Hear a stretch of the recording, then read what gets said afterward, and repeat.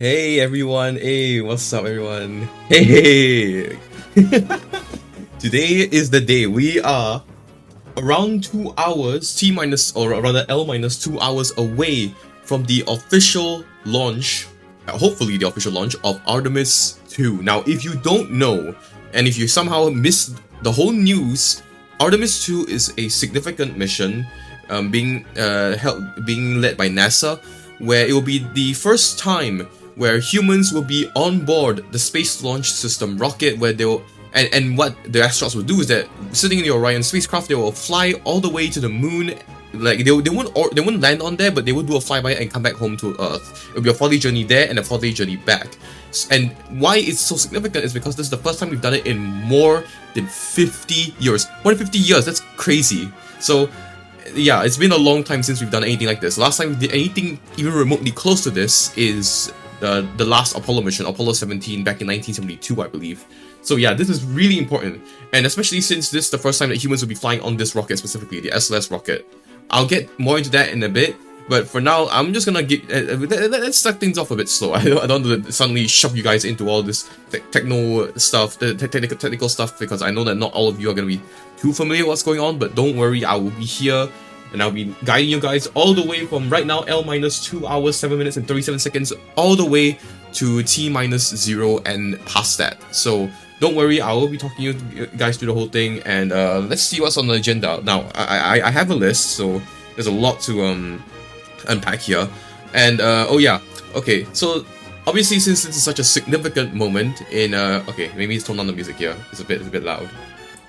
I also don't know if I might get acclaimed by Nintendo, so I'm gonna decrease the volume. So I I better do that. But anyways, this mission also this is a bit. It's not aligned.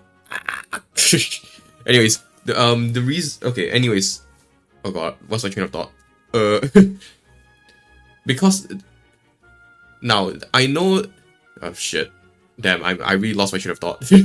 Anyways, this mission is very significant. And like I said, it's because it's the first time we'll be technically going back to the moon in more than 50 years. So it's a really important day for us, assuming the launch goes ahead. So far, nothing has gone wrong yet. The refueling of the spacecraft is so far nominal, no issues whatsoever.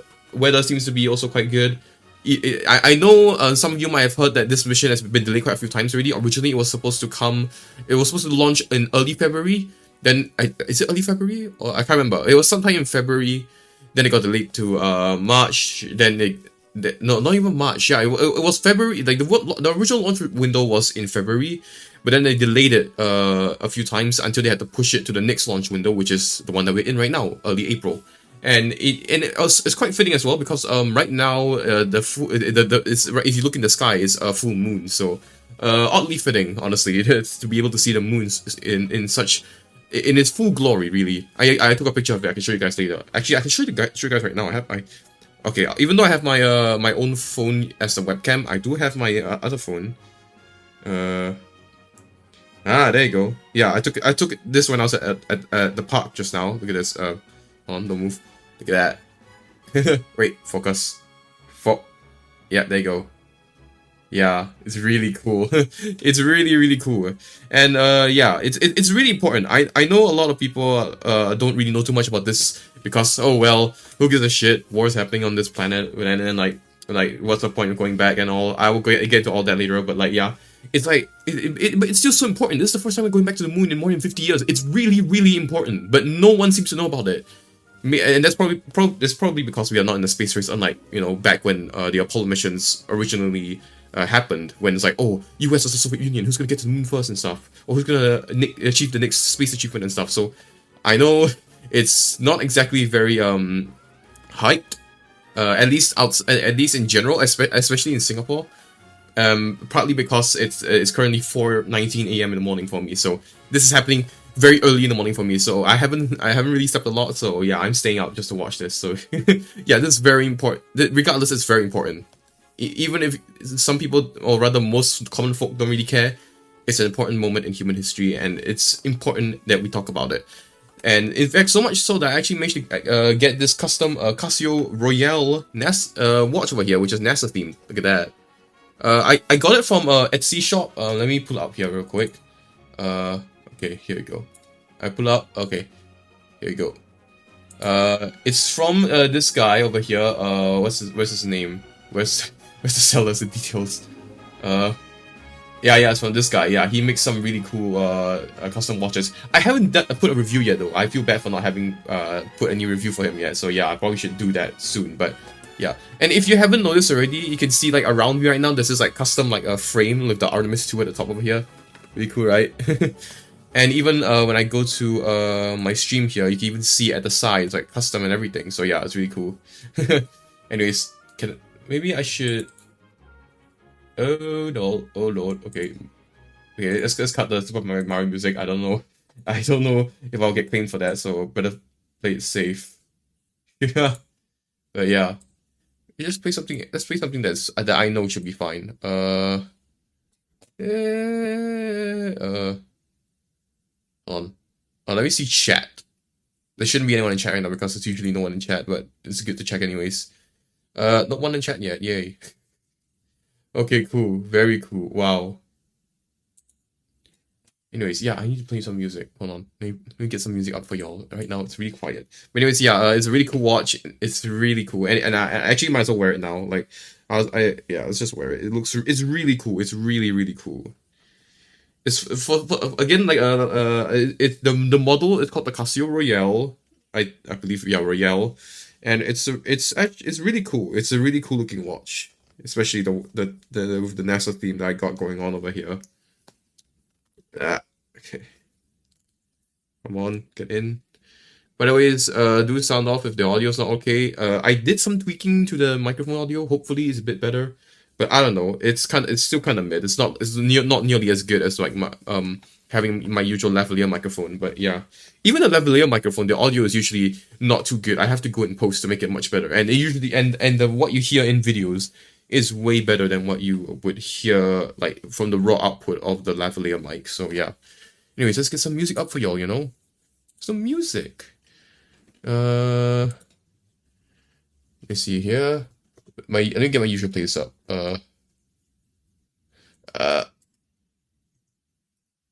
Okay.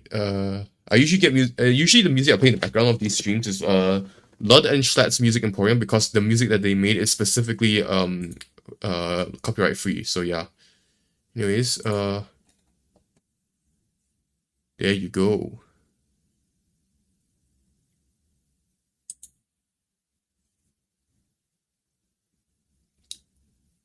I would like it if it load because it's not loading. Actually, might as well check the stream audio, right? See how you guys sound. Or rather, how I sound.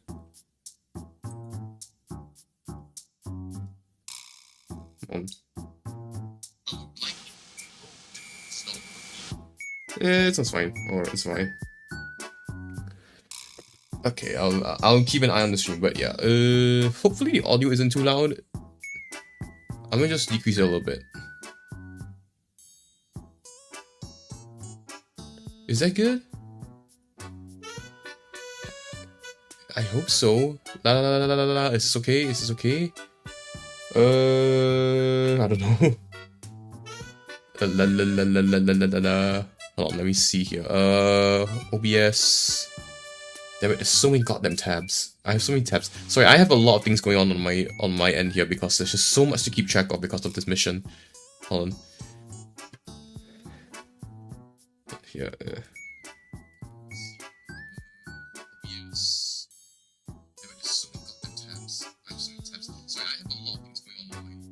Okay, it sounds fine, at least over here. I don't know. If it's too loud, do let me know. Maybe I decrease a little bit. I don't want it to be too. I don't want the music to be too dominating.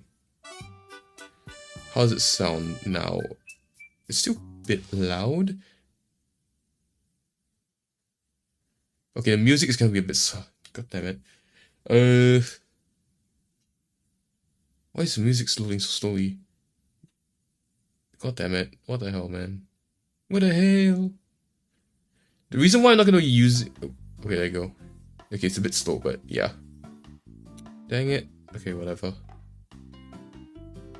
I really need to download this playlist so that I don't have to wait for it to load.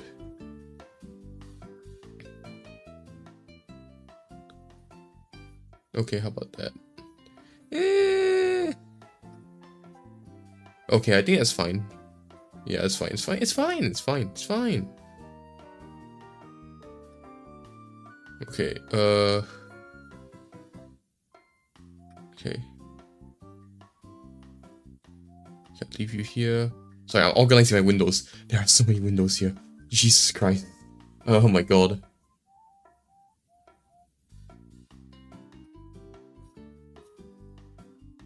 God damn it.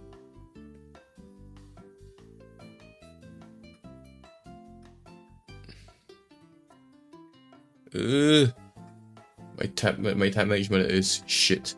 It is complete shite. Can you stay there? No, oh my god, there are so many windows. Jesus Christ. Oh no, you are there. And then you... No! This is pissing me off. Oh my god. Okay, there you go. Okay, there you go. Jesus. Sorry, there are so many windows I have here. Oh my god. Sorry, I'm really sorry. There are just so many windows I have to manage here. Jesus Christ. I know you guys can't see the chaos, but I'd rather you don't. It's a lot. There's a lot of windows. Okay. Okay,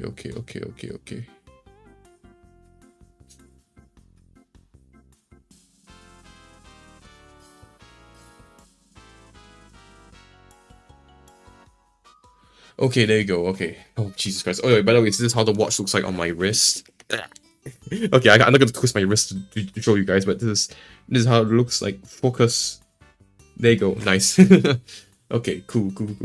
Now, just to be clear, I'm only gonna be covering. Okay, I'm not gonna have multiple live streams to cover the whole mission. The whole mission length is around like what, 10 days-ish? I think around 10 days. Unfortunately, I won't be able to cover the whole thing because I'm always stuck in a situation where there's shitty timing, and it just so happens I'm leaving the country again in a couple hours. But only for the weekend though. This isn't my choice. My family wants to really quickly visit someplace else and then come back. I know it's completely I also think it's unnecessary. I don't know why we are doing this again, but yeah.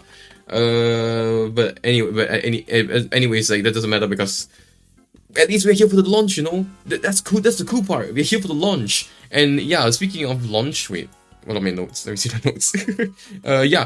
Speaking of launch, I actually currently am, I've actually been looking at this thing for the past, like 2-3 hours, to monitor everything that's going on. And let me just show you guys my setup here. Look at this. Okay, let me hide my webcam real quick. This is my window, my monitor right now. I have 3 panes going on right now. First, we have the official NASA Artemis 2 live mission coverage. Then we have NASA spaceflight, their own coverage of it, because sometimes NASA changes cameras. Like literally right now, there's like different cameras. Like NASA is only showing the rocket out from outside, and the mission control, NASA space flight is showing the Orion ship itself at the top over here. Meanwhile, over here is the launch timeline. You can see over here is like we've accomplished everything all the way down to L-3:10, 3 hours 10 minutes. Until L-2 hours 20 minutes. Now the next thing is LAS hatch closure. So that's this thing over here. They're gonna be closing the hatch here soon. Anyways, let me put up my webcam again. But yeah, we're gonna be we're monitoring all this live as it's going on. We're not gonna be watching it the whole time. I know it's a lot of information to digest. Damn it, it's not live anymore. I don't know why this specific live stream from NASA spaceflight keeps lagging. So I have to reload to keep it up to date, which is annoying. But yeah. Anyways, for those of you who don't know, this is all happening at Cape Canaveral, Florida, specifically at Launch Complex 39B, which is, for your information, is the exact same launch pad that the original Saturn V launched from. You know, basically, for those who don't know, Saturn V is the original moon rocket, the one that was used in the Apollo program, the one that essentially led us to brought us to the moon. So yeah, it's this launch pad is like both technically significant and culturally significant. It's really important. And yeah, let me just give you guys a quick rundown of what has happened so far. I can go over here on Twitter. Oh hi Kane. Sorry, I got some the amazing digital circus stuff going on the feed right now, because I just watched the latest episode, which is crazy. But yeah. Anyways, yeah. Oh yeah. By the way, they made some announcements, and now NASA has an official NASA Moonbase account. Right now there isn't much on here because there's obviously no Moonbase, but this is the start of it. This is the beginning. This is the beginning. So yeah, it's the start of what will one day be the official Twitter page for the Moonbase. In fact, they say that you'll be able to watch 24 hours or 24-hour live video coverage of the Moonbase throughout its entire development, so that is really cool.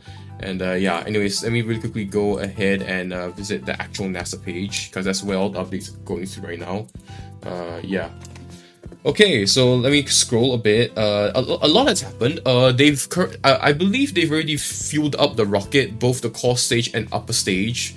And so far, no issues. I know that the first time round they tried to do this, there was an issue whereby like wait, let me change the cameras here. There was an issue initially whereby like there was some leakages from the pipes, I think, and they had to do some repairs. But even then, it wasn't enough when they did the first rollout of the rocket, so they eventually had to postpone the launch to the next launch window in April. So they brought the whole rocket back into the building into the VAB, and then they had to do their works. And now the rocket has just not too long ago rolled back onto the launch complex 39B.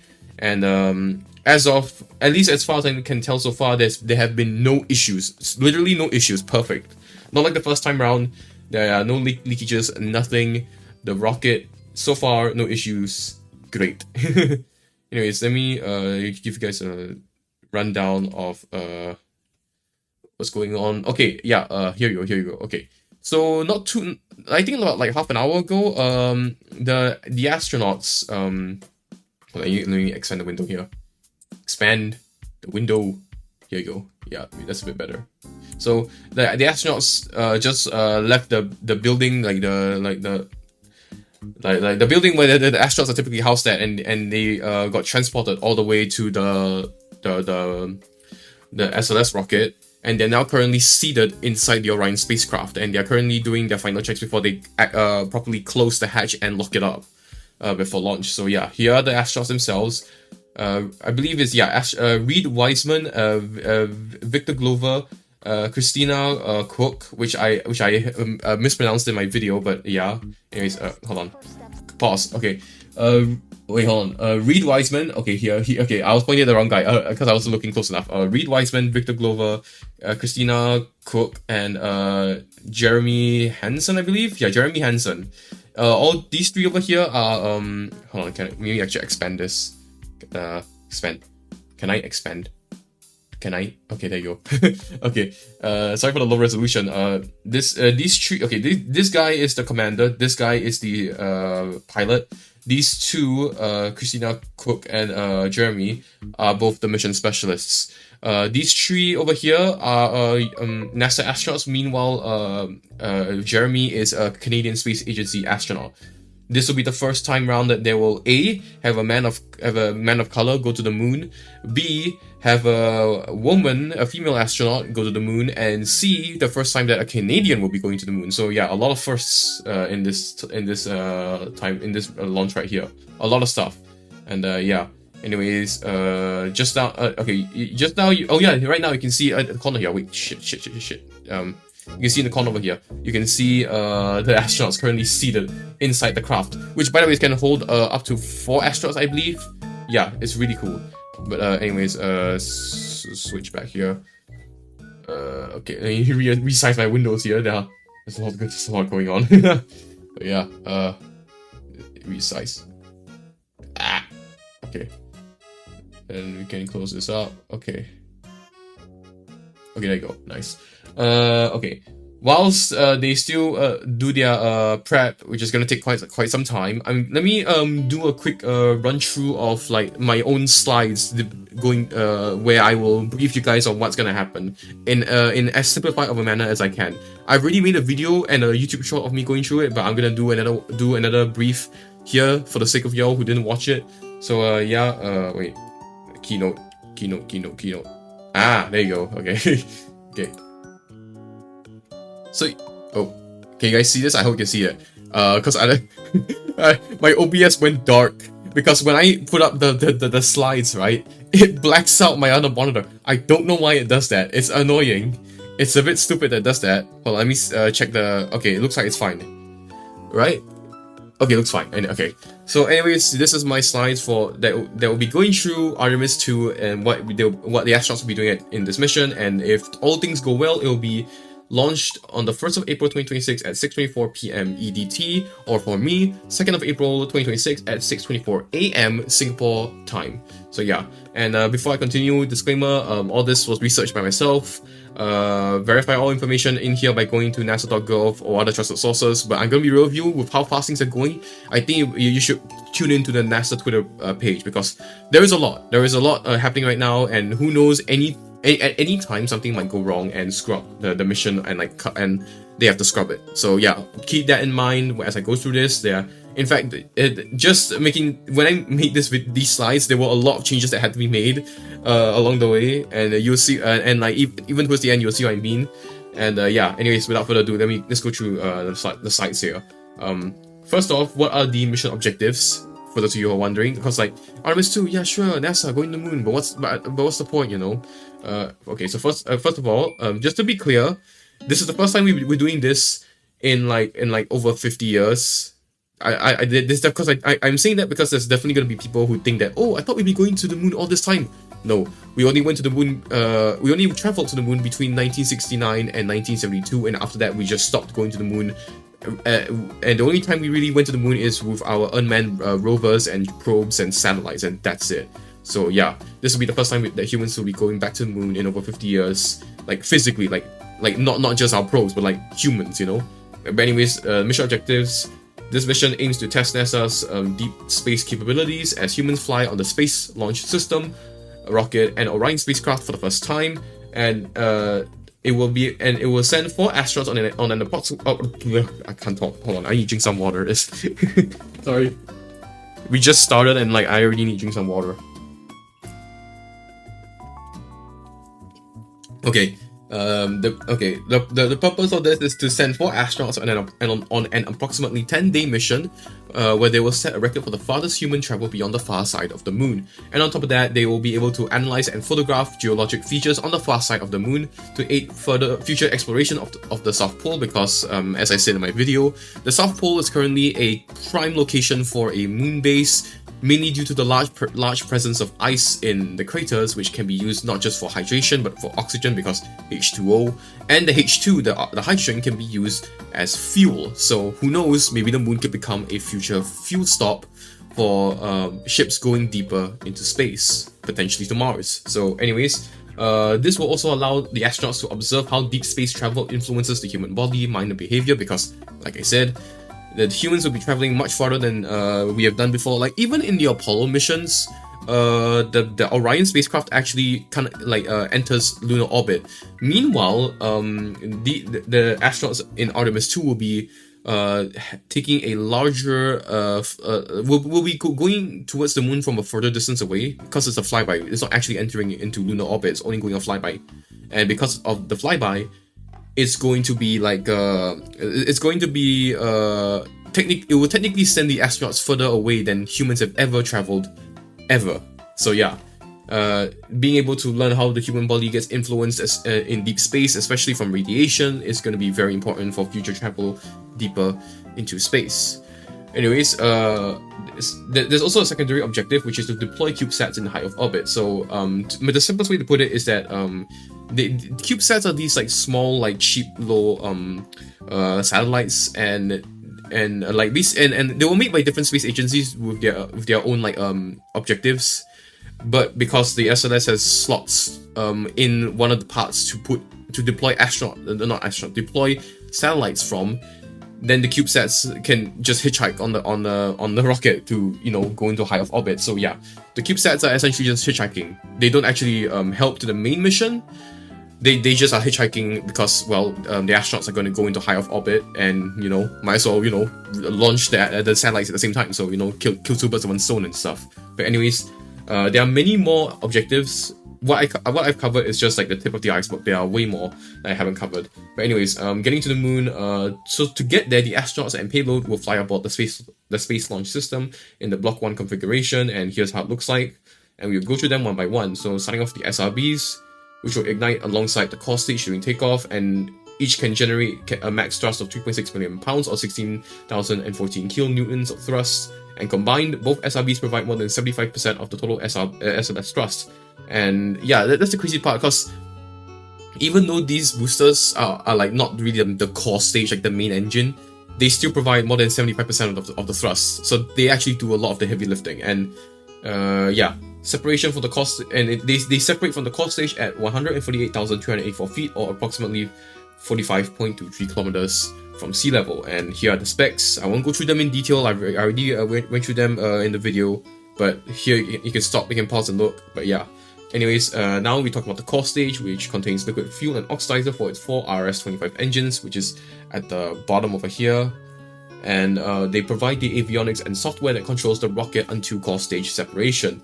And the separation occurs at 511,884 feet, or 156.02 kilometers from sea level. And here is the spec sheet. Again, I know you're gonna see Boeing over there, and you're gonna be like, oh no, it's Boeing, oh no. But at least so far, when it comes to the SLS rocket, they have a pretty good track record, especially with Artemis 1. We'll check that. We can check out Artemis 1 later, which, for those of you who don't know, what happened back in 2022, I think. Yeah, 2022. And I also reacted to that, although the live stream was like way more scuffed. But anyways, I want to talk a bit more about the RS-25 engines, because they are no ordinary engines. They are the same engines that were at the back of the space shuttles back when they were still around and kicking. And yep, same model use. But for this time around on the SLS rocket, they've been modified with more nozzle insulation and equipped with a new engine controller. And at launch, it operates for 8 minutes, and it creates a combined thrust of more than 2 million pounds. And here is the specs, made by Aerojet Rocketdyne and stuff. Yeah, it's made by the same guy. Sorry, I lost my shit. It's the same model used on the space shuttle. So, and it's actually, oh god, I'm fumbling so hard. Can you tell this is unscripted? But anyways, yeah, it's not only the same model used on the space shuttle. 3 of the engines that are on the SLS rocket, specifically the one used in Artemis 2, is just straight up formerly engines that were used on the space shuttle. Like, for your information, like, the components that make up the SRBs and engines are predominantly from the space shuttle program. Like, you can see in this picture over here, like, the left solid boost, the left SRB and right SRB, and its different segments were all used on a previous space shuttle mission. The engines too. The only one that isn't formally used is this one over here. I can't read it over there. I can't read the code, but yeah, 3 of them, this one, and this one, were used on an actual space shuttle. Like, not just the same model. They were just straight up actually on a space shuttle. Meanwhile, this one, I believe, was made using spare parts. Like, this one that wasn't on any other space shuttle, it was just made using spare parts from the space shuttle program. But yeah, really cool. So I like to say that it's like a Frankenstein of like a bunch of parts from the space shuttle. So yeah. So anyways, next up, on top of the core stage, we have the launch vehicle stage adapter, which, I mean, the name kind of just says it all, right? It's just an adapter that connects the core stage with the upper stage. And yeah, it's made of strong and lightweight aluminum alloy and provides the interface between the core stage and the next stage, which is the ICPS, which I will get to in a bit. And it protects the ICPS from extreme vibrations and acoustic conditions during launch and ascent. And it separates from the ICPS after approximately 500 seconds into flight. And here's the specs. Not too much to note, even though it's not much to note, it's still really important because this thing has to be structurally sound. And yeah, it's no easy feat to make sure all this basically stays in one piece. because keep in mind, rockets are at the end of the day just really big guided missiles, so they have to be really careful here. But anyways, the next stage is the interim cryogenic propulsion stage, or ICPS, aka the upper stage, and it provides in-space propulsion to precisely control the spacecraft's trajectory. And the RL-10 engine generates 24,750 pounds of thrust to keep the spacecraft on track to the moon. In this specific case, the ICPS is basically going to be the stage responsible for ensuring that the Orion spacecraft stays in low of orbit for a period, and then it enters high of orbit, and then basically do all basically it's the engine that will keep the astronauts on their correct trajectory before the Orion spacecraft takes off for the moon. That basically is what it is. Like, here are the specs. It's made by Boeing and United Launch Alliance, and yeah, here's the height, diameter, all that shit. Yeah, I won't go through again. I did it in the video, but yeah. Anyways, next stage is the Orion stage adapter, which is basically the adapter that connects the ICPS to the Orion spacecraft. There you go, and it provides a barrier to prevent gases generated during launch from entering Orion, because the gases are pretty flammable. Like, it's liquid hydrogen and liquid oxygen, and I don't know about you, but last time someone filled up a balloon with liquid hydrogen, it did not turn out so well. So it's important that that this barrier exists to prevent the Orion spacecraft from getting damaged or getting any potential damage. And anyways, this OSA also carries and deploys the secondary payloads. Right now in this image, you're seeing the Orion stage adapter from Artemis 1. And you can see all these different slots. And these are all slots for the CubeSats. In Artemis 1, there were a lot more CubeSats, so that's why you see a lot over here. But in this time round, there is only 4. Anyways, yeah, here are the specs. But now let's move on to the Orion spacecraft itself. And it consists of the crew module and service module, and the crew module allows up to 4 astronauts to live and work on their journey to the moon and back, and it contains facilities such as water dispensers, laboratory, exercise equipment, first aid kits, food, and all that stuff that they need to survive. And the service module, on the other hand, for your information, crew module is this part here where the astronauts are in. Service module is the segment at the bottom over here. So the service module provides life support systems, propulsion, thermal control, and electrical power generated by the solar array, which you can see over here. And it's also responsible for orbital maneuvering and position control. And basically, this is what the spacecraft will separate from the ICPS when it's about to embark on its journey to the moon. Like, I believe I will go through it later. It will detach after it does some after it does like a flight test of the Orion, and then it will begin to ignite its engines to perform a translunar injection burn, which, as the name implies, injects the craft into on a trajectory to the moon. Here are the specs over here: service module and a crew module. And with that being said, now let's actually move on to the astronauts. Like I said just now, you have ReeveYT as the commander, Victor Glover as the pilot, Christina Cook as the mission specialist, and Jeremy Hansen as the mission specialist as well. By the way, sorry that I mispronounced her name in the video that I did. I said Christina Koch, which is no, not Koch, it was Koch, but that was alright. It's Christina Cook. But can you blame me? Look at the name. Like I'm sorry, but if you don't know that surname, it's very easy to mispronounce it. So yeah. Anyways, with that being said, let's actually talk about how we're going to be getting to the moon. So first off, we have liftoff at T-0, and after that, the SLS will perform a roll/pitch maneuver, which basically, as the name implies, the rocket will begin tilting so that it will set the craft into a trajectory towards Earth orbit. So yeah. Afterwards, the core stage and SRBs will take the astronauts to an altitude of around 162 kilometers, and after 2 to 3 minutes from launch, SRBs and launch abort systems separate, and then after 8 minutes, the core stage separates from the ICPS. Then afterwards, once the upper stage is in space, then the ICPS will adjust Orion's trajectory, entering low Earth orbit. Then after 90 minutes, the ICPS will then burn for high Earth orbit. Then Orion separates from ICPS to perform a proximity operations demo. Now, what is the prox ops demo? from what I can understand, it's basically a flight test of Orion, because keep in mind, this will be the first time that humans will be controlling the Orion spacecraft, like not remotely, but like actually in the vehicle controlling it. So this proximity operations demonstration sequence basically uses the ICPS as like the target, and once the Orion spacecraft detaches, it would then like do a whole bunch of maneuvers around the ICPS to basically do a flight test, make sure everything works as intended. Anyways, after the ProxOps demo, then the CubeSats get deployed, and Orion will adjust orbit before performing a translunar injection or TLI burn. Then the spacecraft will go on a 4-day journey to the moon, where Orion will perform a singular flyby around the far side of the moon before beginning another 4-day journey home, which I know it sounds very anticlimactic, but keep in mind that this is the first time we're doing this in more than 50 years. It's really important that NASA gets this right before we even think about landing there again. So yeah. Anyways, the crew module will then separate and re-enter the atmosphere once it reaches the Earth, and then the splashdown and recovery will happen in the Pacific Ocean.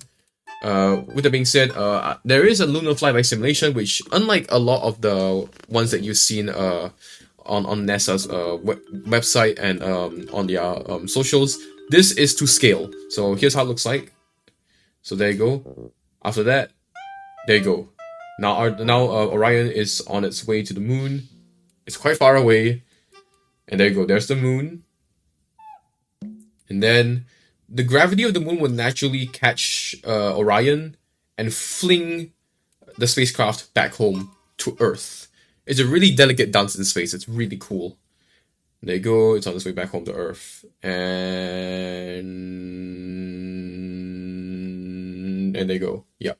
Anyways, there is a close-up of this. Okay, the bright side is the far side in this case. So there you go. Artemis 2 is gonna come around, and then there you go.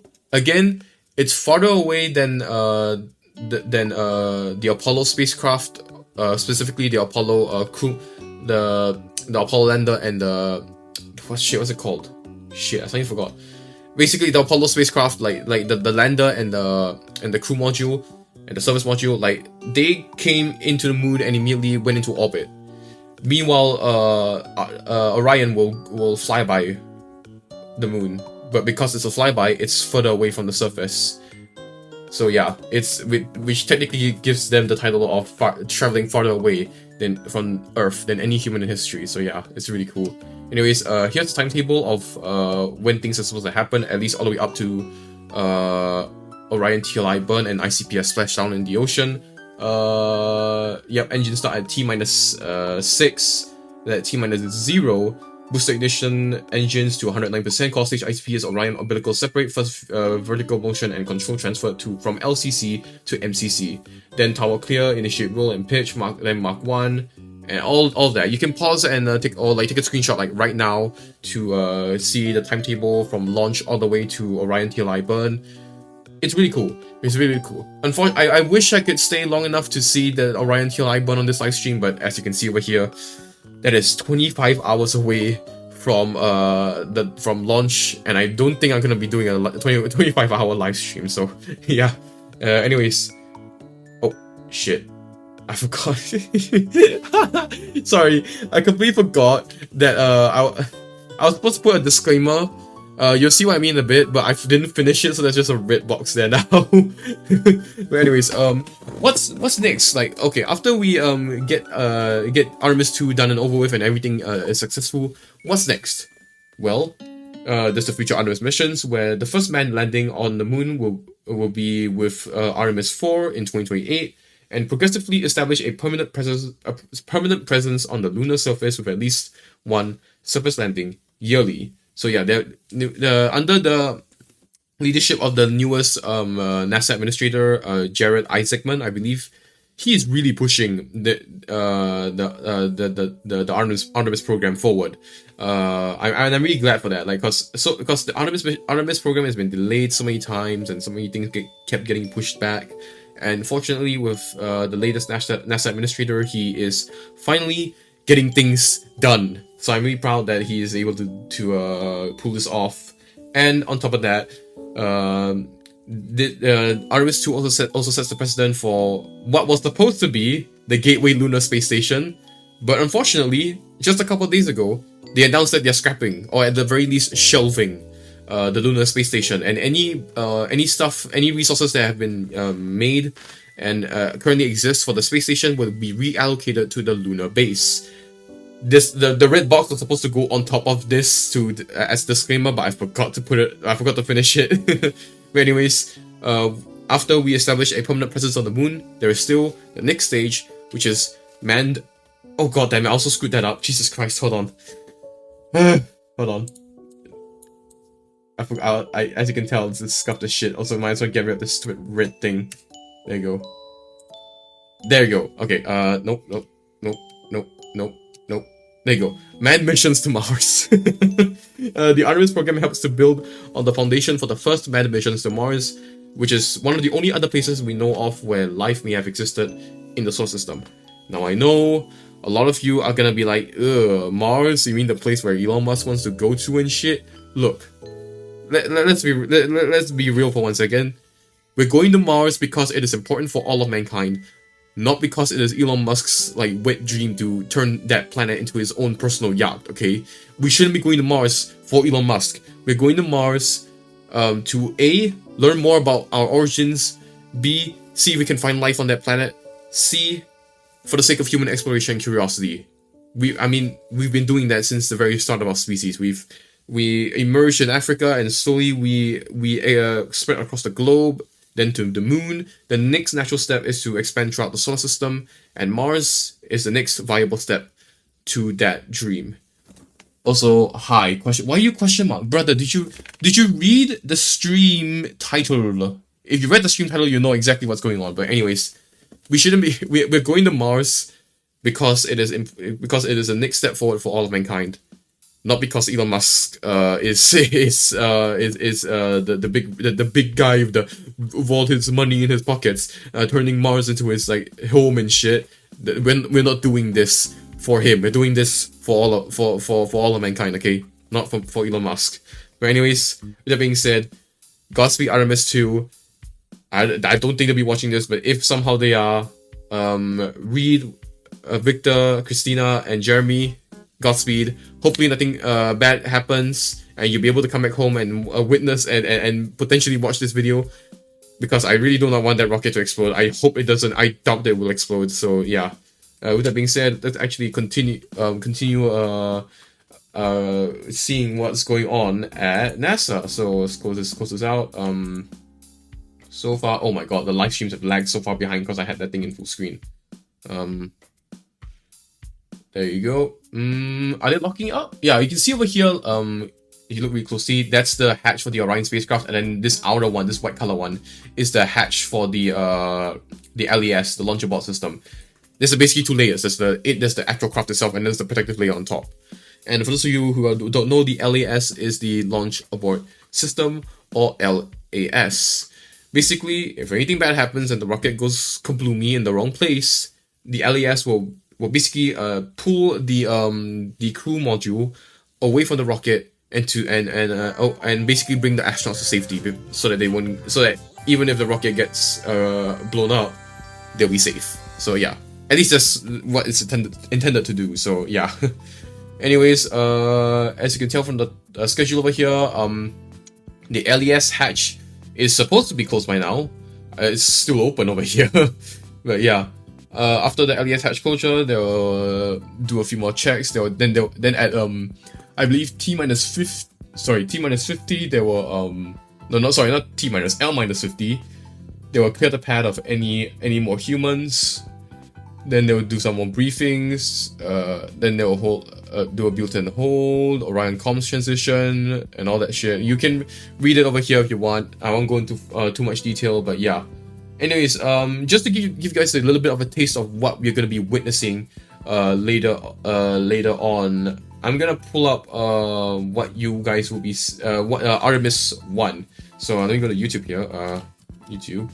Go to my channel specifically, because I also reacted to Artemis 1 all those years ago in 2022, I believe. Here, there you go. As in, even over here, Artemis 1 launch attempt 3 reaction. I didn't put out attempt this time round, but I believe this time round, I believe, okay. I think the difference between Artemis 1 and 2 is that Artemis 1, I think the proper countdown started, but then they had to hold it because of some issues. But this time round, they fortunately caught the issues a bit earlier on, so they didn't have to like go deep into a launch attempt and then suddenly cut off. They were able to detect the issues early on, which I guess is NASA learning from the mistakes that they made in Artemis 1. So thank goodness, because the last thing it wants to get so close to launch, like T minus like, or rather L minus 50, and then be like, oh no, we're gonna scrub it, something's wrong or some shit like that. But anyways, we can go to the video here. It is really scuffed, like genuinely, it is so scuffed. Jesus Christ, wait, hold on, let me pause the music here. One second.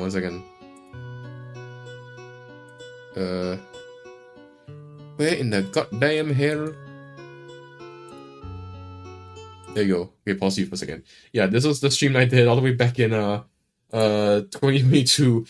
The resolution's only oh I did stream in 1080p. Oh, but the bitrate probably isn't that great, huh? Anyways, wait, hold on. Hold on, let me just check. I just need to check the stream quality just to make sure that nothing is wrong here. Okay. Okay, cool. Yeah, I just need to keep check on the stream, make sure nothing goes wrong. Okay, cool. Anyways, yeah, this is a stream I did back in 2022 of my coverage of Artemis 1. It's way more scuffed. It was back when I was using the more squared webcam. Like, oh wait, I probably should shift this over here. No, don't do that. Don't do that. Don't. There you go. Yeah, as you can tell, it's like way more scuffed back then. Like, anyways, yeah. Artemis 1, yay! Anyways, okay. Wow. Enough Among Us VR. Among Us. Yeah, honestly, I did a whole lot more bullshit in this video. Like throughout the whole time I was waiting for the launch, I was just like watching videos. I'm surprised that it didn't like get taken down, because if you don't know, there was another live stream I did where I was watching a video as I was building a Lego build, but unfortunately the YouTube system thought that I was just straight up streaming someone else's content on my channel, and they took it down. It was specifically a now read video, but yeah, anyways, I did go into, okay, yeah, initially, yeah, it started off with me going through like the tweets covering this. Then I started watching Among Us. What Among Us is this? What the hell? Among Us VR is the game of the year. Oh, from Ludwig. Oh my god, yeah. Oh, I remember the Among Us craze, man. Jesus. Oh yeah, then after that, oh yeah, I forgot about this. I wanted to build a museum of every block in Minecraft, but I never got around to doing it, and I even made a document of all of it.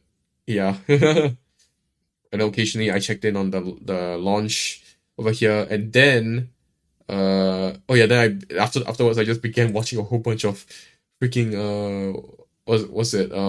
skip the tutorial videos, just waiting, and then the launch itself, I believe, happened sometime here. Let's watch it, shall we? Uninterrupted, just pure space goodness. Keep in mind, oh yeah, for those of you who don't know, Artemis 1, unlike Artemis 2, was way more scaled down. There wasn't any crew. It was fully unmanned. There was only like a spacesuit and a couple of like equipment inside. Really, the entirety of Artemis 1 was purely to test the equipment, all the radios and like whatnot. Like basically, it's a test without all the humans on board, just to make sure that it's safe in the first place. Like make sure that the rocket actually, doesn't go kablooey, just to make sure that everything works before they put humans inside of it. So yeah, anyways. Okay. Launch sequence no longer recycle the count. Sound suppressor water now flowing under the ML. Ooh. And here Oh, we go. okay. Oh. Hydrogen burn 9. igniters initiate. Oh, 7, 6, 5, 4, 3. God, it looks so fat in the Holy corner. shit. Jesus Christ. Let's go. Oh, look at that. Hell Hell yeah. Finally. yeah. Let's go. Finally, after so long. Damn. Finally, going back to the moon again. Jeez. I mean, not yet. This is just Not an yet. unmanned craft, but still. Yeah, unmanned. Yep. So far, no issues. No fire whatsoever. Well, the fire is at the Challenging. bottom, and it should stay there. Look at that. I wish it was daytime though, but it's at night. Good thing that this time round the launch is happening in daytime, so we actually get a better view of the rocket as it goes into space. Because over here you can barely see the rocket. You can only see the plume from the engines, but you can barely see the rocket. But hey, this time round it is in the daytime, so that is cool. But yeah, daytime in America for me is like it's nighttime. Like it's currently 5:05 a.m. So yeah. Damn, look at that. Cool. But my concern is that the countdown eventually disappears. Like, see how there's like no countdown clock? This is like a dress rehearsal for like eventually when we do end up actually going. Is there a countdown clock? Oh, is the countdown clock in the corner? I think the countdown clock is in the corner. That's why I can't see over here. That's when we will actually start landing people on the moon. Yeah, I think it's in the corner. I think the only reason why I can't see it here is because the webcam's in the way. But yeah, the reason why the webcam is important The reason why the countdown is important is obviously not just because it will tell us when it's gonna launch, but for me specifically, I want to do something different. Not only to celebrate the launch of humans to the moon for the first time in more than 50 years, but also so that I can clip farm, because I have hold on one second. Where is it? I have hopes and dreams prepared over here, and if my calculations are correct, at t-minus 23 seconds is when I can play this, such that when the beat drops, the rocket will lift off from the tower. In fact, I actually did a test run of this just now before the stream, just to see if it worked. I can pull it up right now. Hold on. I saved the recording. One second. Here you go. Okay, this is okay. There you go. I got it. Okay. Hold on, let me close this out. Make sure that you guys can see this. Here. Nice. Okay, cool. You can see this, right? Maybe I make it a bit bigger. Yeah, there you go. Okay. Second test. 29, 28, 27, 26, 25, 24, 23. There you go. Launch team can no longer recycle the count. Sound suppressor water now flowing under the ML. Okay, hopefully the audio's fine. And here we go. I think audio's fine, but Hydrogen burn off igniters initiated. 7, 6, ooh. 5, 4 stage engine start. 3, 2, 1. Boosters ignition. And lift off. Yeah, that's really cool, right?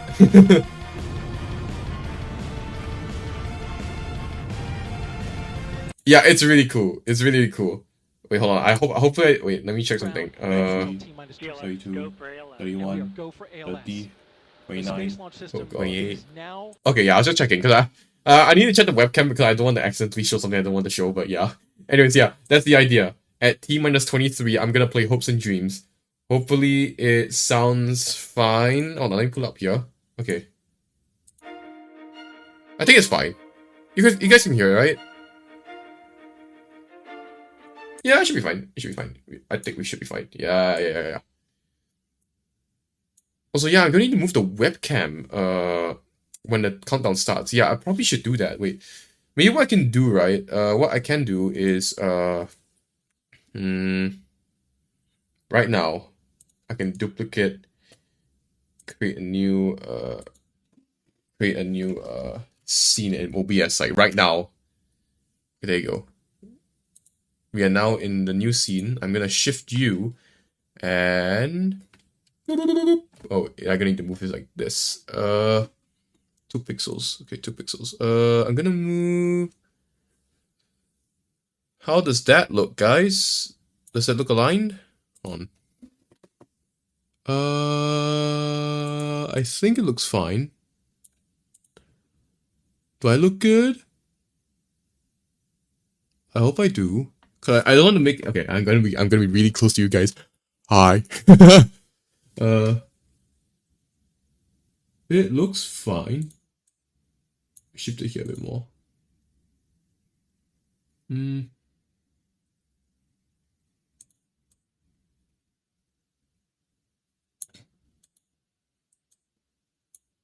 Maybe something like that.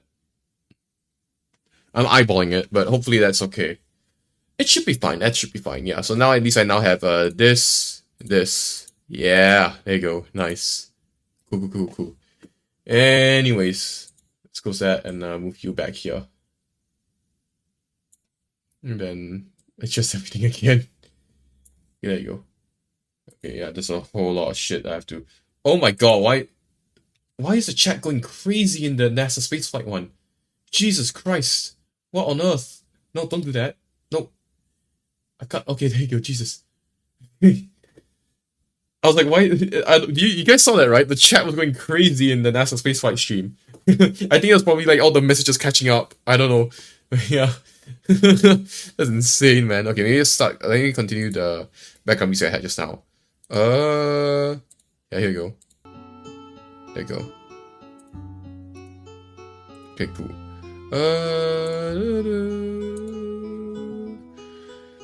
Anyways, what do we talk about? Oh yeah, right, I forgot. If you don't know, recently I built the Project Hail Mary, the Lego set, and I have it with me right now. Like literally, like it's to my left. Oh, let me bring it up. Here, there you go. Can I lift this up without destroying the set? Will Goldminorguy destroy his Lego set live on camera? Okay, oh, there you go. Look at this. That looks so cool, right? It's really, really cool. It's such a cool set. I mean, it's small. It's definitely smaller than the Perseverance rover and the Concorde and 7.5 that I built in the past. But it is still a really nice set that looks so cool. And it contains such many cool aspects. That, like the centrifuge and everything. Yeah, sure, the centrifuge doesn't exactly make too much sense. And, oh wait, guys, watch this. They're closing the hatch over here. Watch the middle stream here. This one. They're closing it. Yeah, they're closing it right now. Okay, it's a bit off camera. But yeah. But you can see in the... Wait. Shit, I need to move the camera again. In this one, you can see them slowly closing it up still. Like, there's two different camera POVs right now. Yeah. Oh, let me move my Hail Mary here. Okay. Yeah, you can see them slowly closing up the hatch on the LAS. Really cool. We are 1 minute. Sorry, not 1 minute. 1 minute. We're currently T-minus 1 hour 11 minutes to launch. Cool, really cool. Yeah. Oh wow, they haven't even fully closed it. Yeah, they're still waiting for it to close up.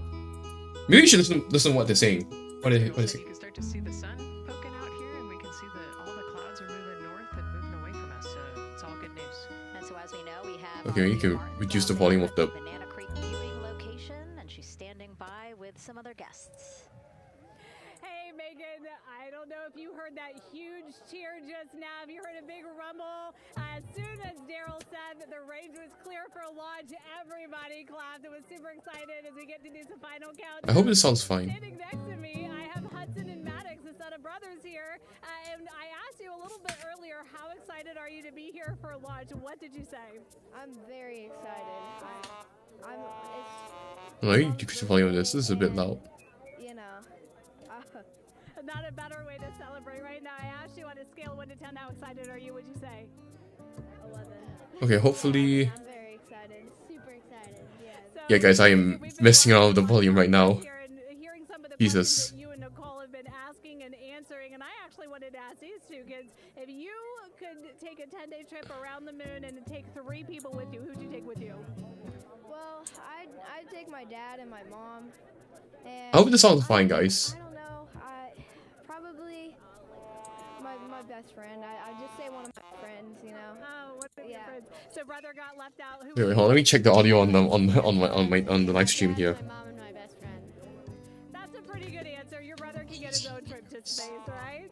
So I'm actually joined here also by Dad. Now, you were sharing with me that a lot of the work that you've been doing over the last several months has been prepping the launch teams, our engineering teams, our ground systems The teams. stupid background music is a bit way too loud. The thing is, I really adjusted it to be really low.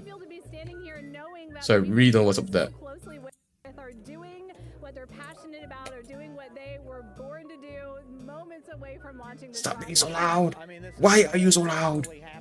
You cannot be that loud! And the people that are, you know, about to take off on this historic trip here, and I'm grateful to know that we've helped in some way, shape, or form to help them stay steady and calm, you know, in such an exciting time within the agency. And so to just be here and witness it and know that, you know, they've got some tools to help them stay. Okay, hopefully that's fine. Hopefully the audio's fine now, but yeah. Sorry for the bit of a tangent, but yeah. Sorry, I'm a bit particular about how this whole thing is supposed to go. Thanks so much, guys. And yes, Leo, we did hear that cheer. That was very exciting. I think the vibe over there is they're celebrating, they're having fun, and here, once they heard that we're go for launch, everybody had to run back to the camera and work. Oh, there you go. Yeah, you can see them closing up the LES hatch. Neat. Very cool. Especially as we see now live inside of the White Room. Yeah, for those of you who are wondering, this room that is currently it's basically all the way at the top of the tower, connected to the basically the hatch that allows the astronauts to access everything. It's called the White Room. It's historically been called the White Room. I think it's just because of the way it looks, but yeah. The perimeter of the door to make sure that everything was sitting just right. Right, yeah, we talked about how heavy the crew module hatch is. This hatch is just as heavy probably, and so, you know, they're working the closure here, and working those connections, and you can see, yeah, there's let me keep adjusting volume. 5 people that we can see in the White Room. It takes a lot of people to get this these hatches closed and this rocket ready to launch. And so the next step in the countdown is that this team will start closing out the White Room. Sorry, I'm constantly tweaking the volume. Connecting things, stowing things, making sure that when they leave, there is nothing that isn't supposed to be there. Yep. And really, then at that point, I mean, rightfully for something like this, so they need to do a lot of checks. Cause I mean, last thing you want is for like a hatch to come loose, or like or like anything to go bad. And like when it comes to launches like this, where there's so much noise and vibrations and thrust being generated, it's really important that doing something like this is done with a lot of precision and caution. So yeah. Most of our crew is afraid of heights, and so there was a moment Fear heights. I realized that it was just us, you know, 100 and some odd feet. And as I was saying just now before I got interrupted by them closing the hatch, the Project Hail Mary spacecraft, spacecraft, I can't talk. But anyways, what makes it so special is that it has a centrifuge built into it. Like, it has 2 configurations. One where the crew module is like stowed away, and one where like it can be deployed and such that the whole craft can spin to create spin gravity. My only problem is that because of the fact that it's because of the way it spins, there's gonna be parts of the crew module where like you're gonna be standing sideways, which is kind of questionable as to why they went with that execution. But I don't know. But it's still a really cool craft with a lot of science behind it, mixed with a bit of sci-fi stuff like the astrophage being used as a being used as like a fuel to get the ship too close to the speed of light. So yeah, that's cool, I guess. But yeah. We don't want any dirt or anything to get into those while we transport them and stow them. So anyways, yeah, they're gonna keep yapping for a while. We are L minus 1 hour 5 minutes. Oh boy. We still got a whole lot of stuff to go down. Damn. You have to account for everything. Obviously, you know, for those of you who don't know, we are going to be switching to the T, like you know how they say T minus 10 or whatever. That only happens when the terminal count begins at I believe T minus 10 minutes to launch. So yeah, it's gonna be quite some time before you reach that point. But don't worry, I am here with you guys to suffer. But while that goes on, what else can we talk about? Oh yeah, I guess we could continue talking about Hail Mary. Because honestly, that movie was so like it's such a contrast from like wait, let me switch cameras here. It is such a contrast from the other movies that the other space movie that Ryan Gosling did, which for those of you who don't know, Ryan Gosling also played Neil Armstrong in The First Man. And if you see him in that movie and you see him in Project Hail Mary, it is like two completely different people. Like the range is insane on that guy. Like you see Neil Armstrong, and he's such a like a serious guy. At least what is portrayed in the film. Not that it's accurate, but like in the film, he's portrayed as this like really like hard and like serious dude that doesn't let out emotions all the time.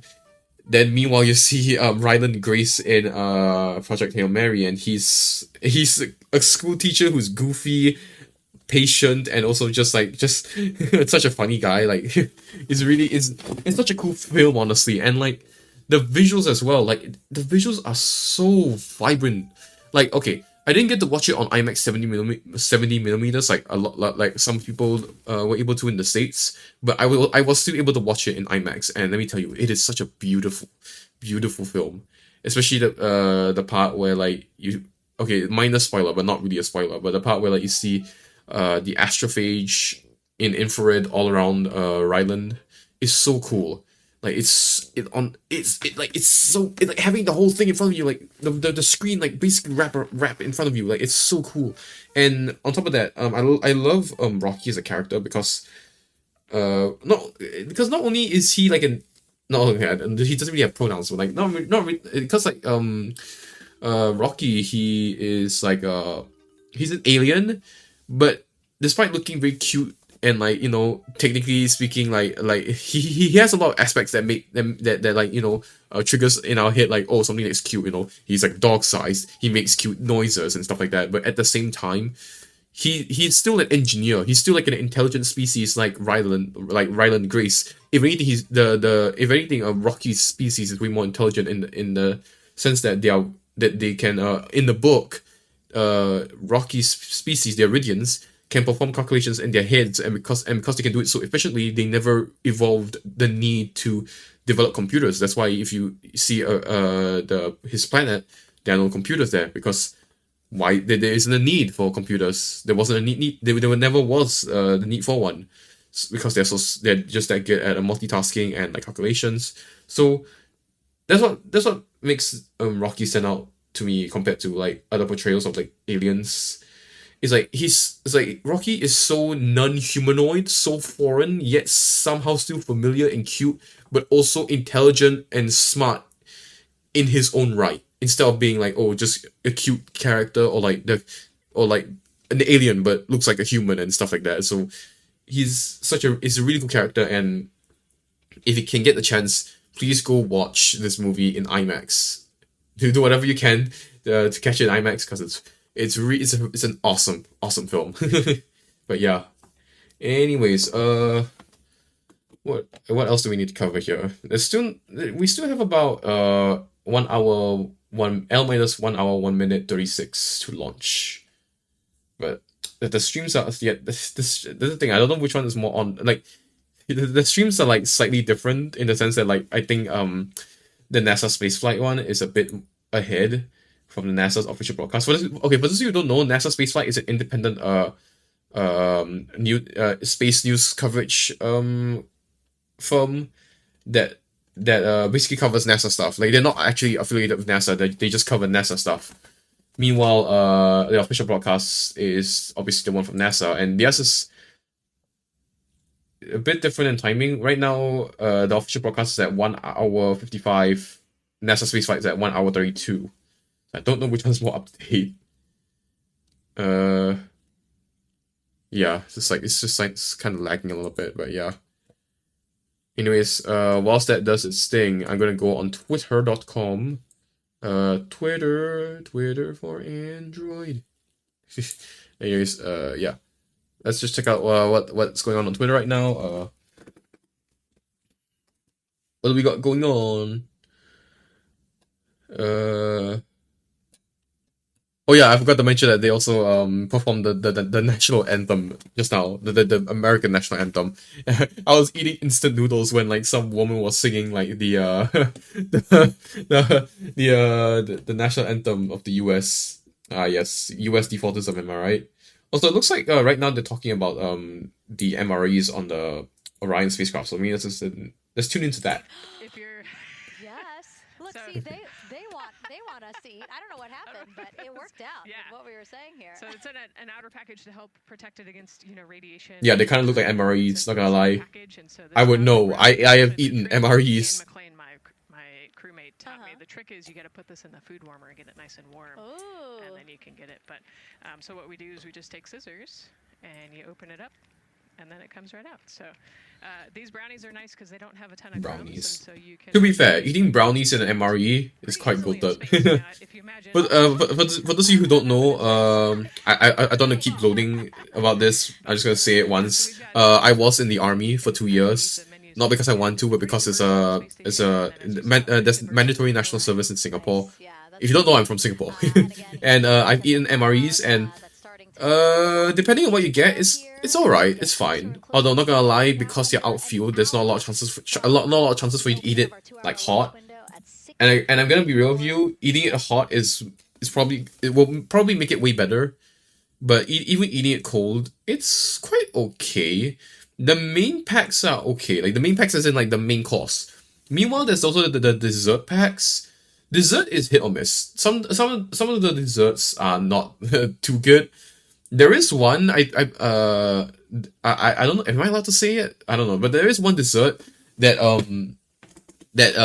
was on the okay. I don't know if you guys know this, but there's this UK YouTube channel called Jolly. And they got their hands on Singapore MREs, and they ate one of those desserts. And if you watch the video, they didn't like it. I think it's the barley one. They didn't like it at all. And most of my friends who are or were in the army would agree on that sentiment. The barley dessert sucks. And the weird part is that I'm one of the few people who actually likes it. Which is weird because I hate barley. But for some reason that barley dessert I actually like. So yeah, I don't know what's up with that. But TLDR, mains are quite good. Alright. The dessert is hit or miss. But then there's also there's another pack containing the snacks. The snacks, I mean, they're snacks. They sometimes contain Oreos, Nestle coffee, biscuits. Those are kind of hard to mess up. Those are quite okay, but yeah. Anyways, what are they saying on the top? What are they saying right now in chat? Oh, not in chat, but like at NASA. Okay, they're briefing again about what's going on. But anyways, before I got distracted by food, let's check out Twitter, see what they have to say. Yeah. The hatch is now closed 7 minutes ago. The Artemis 2 astronauts are now strapped into their seats and ready for launch. Yep. Oh yeah, by the way, you can see where there'll be where you can watch the live stream. For the most reliable stream, you should stick to YouTube. However, they do stream on. Oh my god, I hate that it says X now. Jesus Christ. It's okay. Anyways, YouTube is the most reliable place to watch all this stuff on, but you can also watch some of it on Twitter and some of it on NASA's official website, Facebook, and funnily enough, you can watch the crew launches and flight of Orion in space on Twitch. That means you're gonna be able to watch and talk in chat on Twitch as the spacecraft is cruising to and back from the moon, which is kind of funny. The idea that chat is like probably in there spamming like, "Hey, what's up, y'all?" or whatever over there in chat. Like I can picture right now, like chat in one like imagine like right now, chat's on this column, and then there's like this is a view of like the blue marble, and then just chat, and then chat inside is just going like, chat, is this real? Wow, guys. Oh, so cool. Nice. Wow. By the ways, this time round in Artemis 2, the astronauts can bring their own personal devices. But they can't really do much because even with the free time that they have, they can't be connected to the internet. The internet. They have to be on airplane mode, so a bit pointless. I mean, they can take photos with their phones, which I think is cool. Cool that they can still take photos with their phones. Aside from, like using the professional cameras, which they do have to capture the moon's surface. But yeah. Anyways, what else do we have here? Nothing else new. I don't know. I could go through my Twitter feed, but but honestly, right now it's filled with a whole lot of like the Amazing Digital Circus because I just watched the penultimate episode of the show. I believe the final episode is airing in June or July. I forgot. I already forgot the date, man. But yeah. Anyways, let's go to the homepage. I'll go to For You page. What's on my For You? What's this? Wait, what's this? Oh, SLD45 has cleared an issue with the FTS, meaning the Rangers now go. Oh, they had an issue? Oh, I didn't even know they had an issue. Sorry, I've been so focused on the stream, but yeah. Oh, you can see them right now in, wait, shit. You see them right now with their harnesses. I think they're about to leave the White Room and descend the tower. See that? Really cool. Yeah. So yeah, that's good. That means that they are ready to clear the tower of any humans, except for the astronauts, of course. But yeah. Anyways, so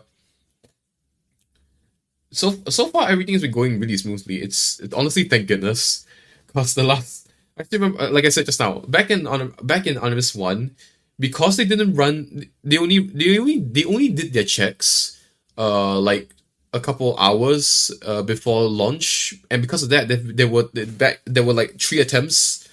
There were like 2 attempts before the third attempt.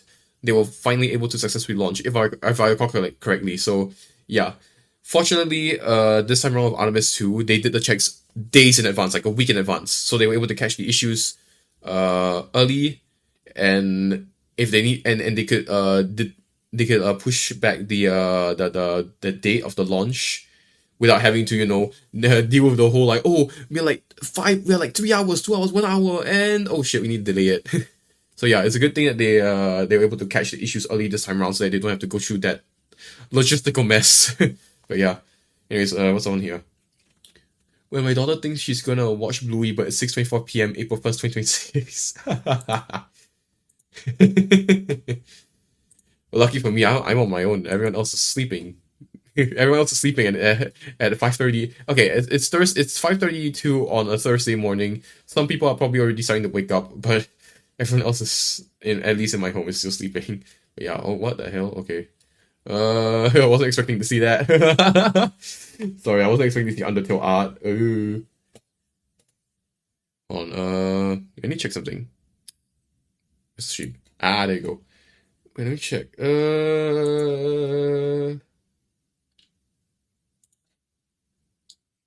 Oh my god, I just realized the Undertale art isn't just any Undertale art. So I probably shouldn't show it again because it's a... Is it technically incest? Is that incest?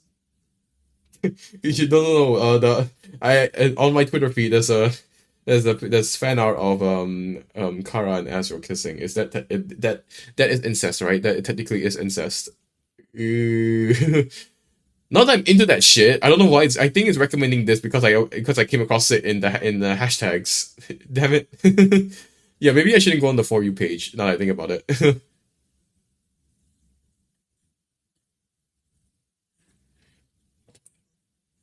Oh yeah, by the way, oh my god, okay, not to say anything political, because I want to keep politics out of this as much as I can, but, oh wait, real quick, look at that! They're beginning to, disconnect the, yeah, I think they already did, wait, what are they doing? I believe they're doing a few more checks, and, yeah, oh yeah, they're closing up this area here. Yeah, I believe this is what this is the cover that yeah. Okay, I see what was happening. They were connected to the LES hatch. Now they're basically disconnecting the bridge from the rocket, and they're closing things up before they make their way down the bridge over here to descend the tower. So yeah, that's really cool. Yay, very cool. Wow. But anyways, back to Twitter. Yeah. As I was saying, the White House has been obviously posting a lot of stuff about Artemis 2, because of course they are, and some of the images are AI generated, so there's not a very good look. Speaking of AI generated, right? You know, just a few hours ago, and it's kind of funny. On April 1st, on the same day that NASA is launching Artemis 2, Singapore's National Space Agency finally began their operations. So if I go to Instagram here, over here, did I post? No, it's not here. It's by our dear Lawrence Wong, the Prime Minister of Singapore. No, what the hell? I pressed search. Search. Lawrence. Yeah, here you go, yeah. The National Space Agency of Singapore, I believe is what it's called. They opened up today. And I thought, wow, it's cool. Wow, our Prime Minister is posting this cool picture of like, the National Space Agency finally existing, you know. It took long enough, but we finally have a space agency. We're not launching rockets, but at least we're doing something. But then I look closer, and then I look closer, and I look closer, and this isn't any ordinary image. This is AI generated as well. This isn't how Singapore looks like. There's something. This is not okay. Just to go through the everything that's wrong with this image. First of all, this huge plot of water here is not isolated like this. There's an opening. Second of all, this is not where Gardens by Bay is. Things are just in the wrong place. This is an AI generated image. The Prime Minister of Singapore just posted an AI generated image. Look, I'm not gonna trash on the government or anything. I'm not Amos Yee. And if anything, I'm really supportive of Singapore's increasing efforts in establishing our enlarging space presence. But maybe we shouldn't lean in on AI generated ads, especially ones on our Prime Minister's page. Yeah. But yeah, anyways, yeah. Oh shit, oh. Yeah. Sorry. Our Singapore Army, the SCF's Explosive Ordnance Disposal Team, stands ready to keep Singapore safe following the discovery of a World War II aerial bomb along Tanah Merah Coast Road, i.e., where the construction site of Changi Airport Terminal 5. The team has assessed the war relic and will conduct a controlled on-site disposal from 0223 hours to 0430 hours. Oh, it's already happened. On 2nd of April 2026 to neutralize the war relic safely. All necessary safety and control measures are in place. Members of the public in the vicinity may hear loud noises during this period and are advised not to be alarmed. Yeah, it's not every day you see a World War II explosive on the construction site of Changi Airport's next terminal. Wow. Anyways, hold on. We're getting some good views right now. Oh, damn it. They just switched to... I was about to show... wait, hold on. Maybe I can move this. Hey, there you go. Nice. Yeah, you can see right now, there's a cool a view of the cabin over here and the rocket. Really cool. Wow. We should close the chat. Yeah. Ooh, I need to drink some water.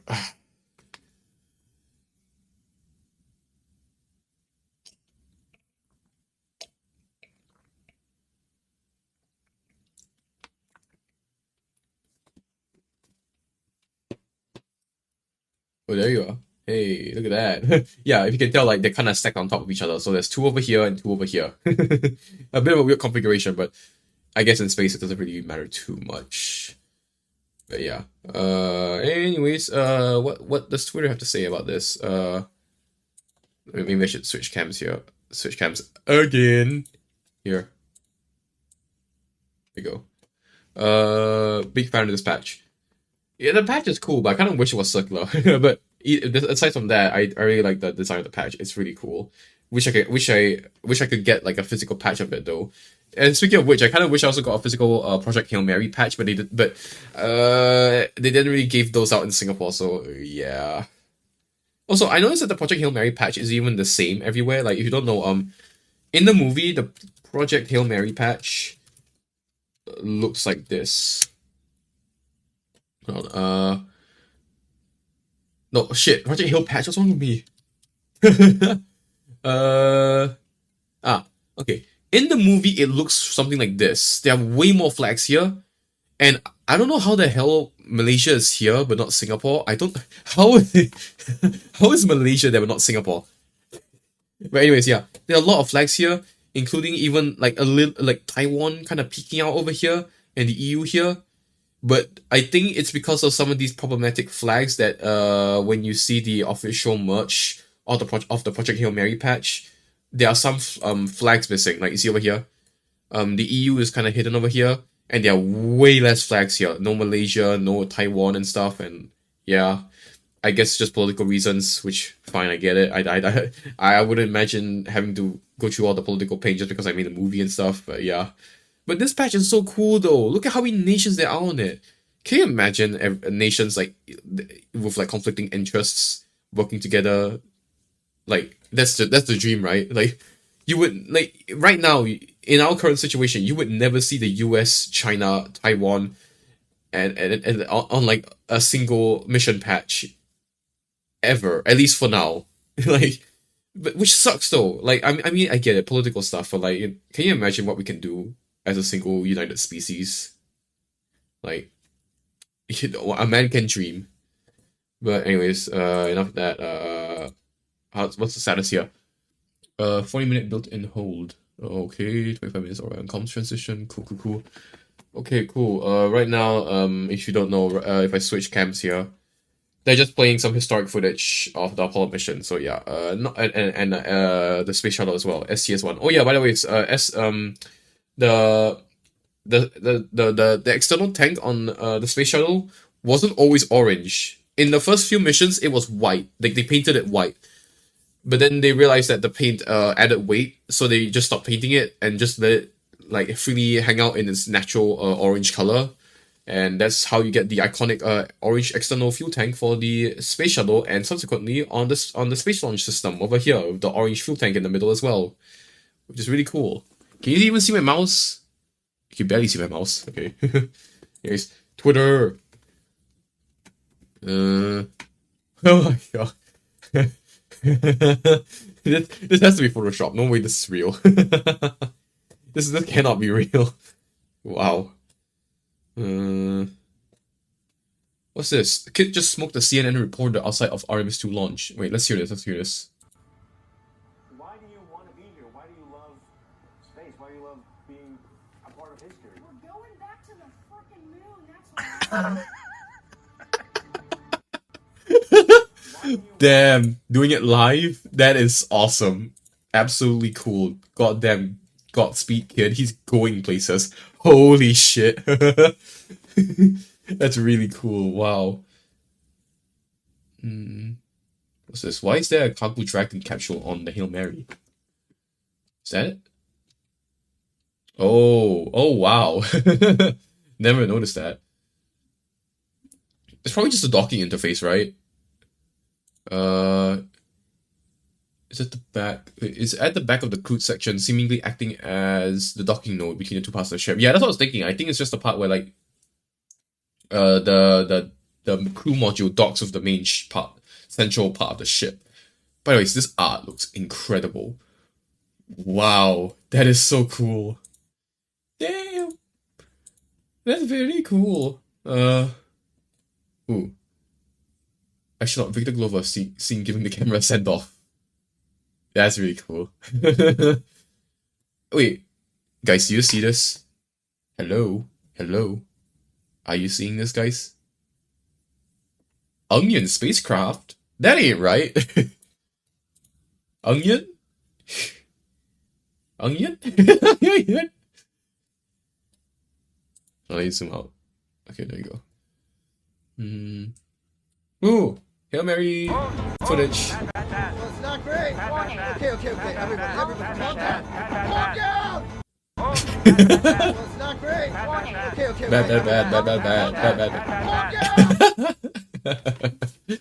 That's so funny. Monsoon. Oh, hell yeah. Yeah, I cannot wait to be able to see live footage of a moon base. Really, it's so cool. I took a screenshot of it I was watching the NASA conference when they announced the moon base updates, and there was one screenshot, which I really loved. Hold on, let me pull it up. Where are you? Is it you? Ah, there you are. Look at this. The idea that you could just go on NASA's webpage and you just see a freaking, like, a live video feed of moon base operations. That is so cool. I saw a lot of people joking on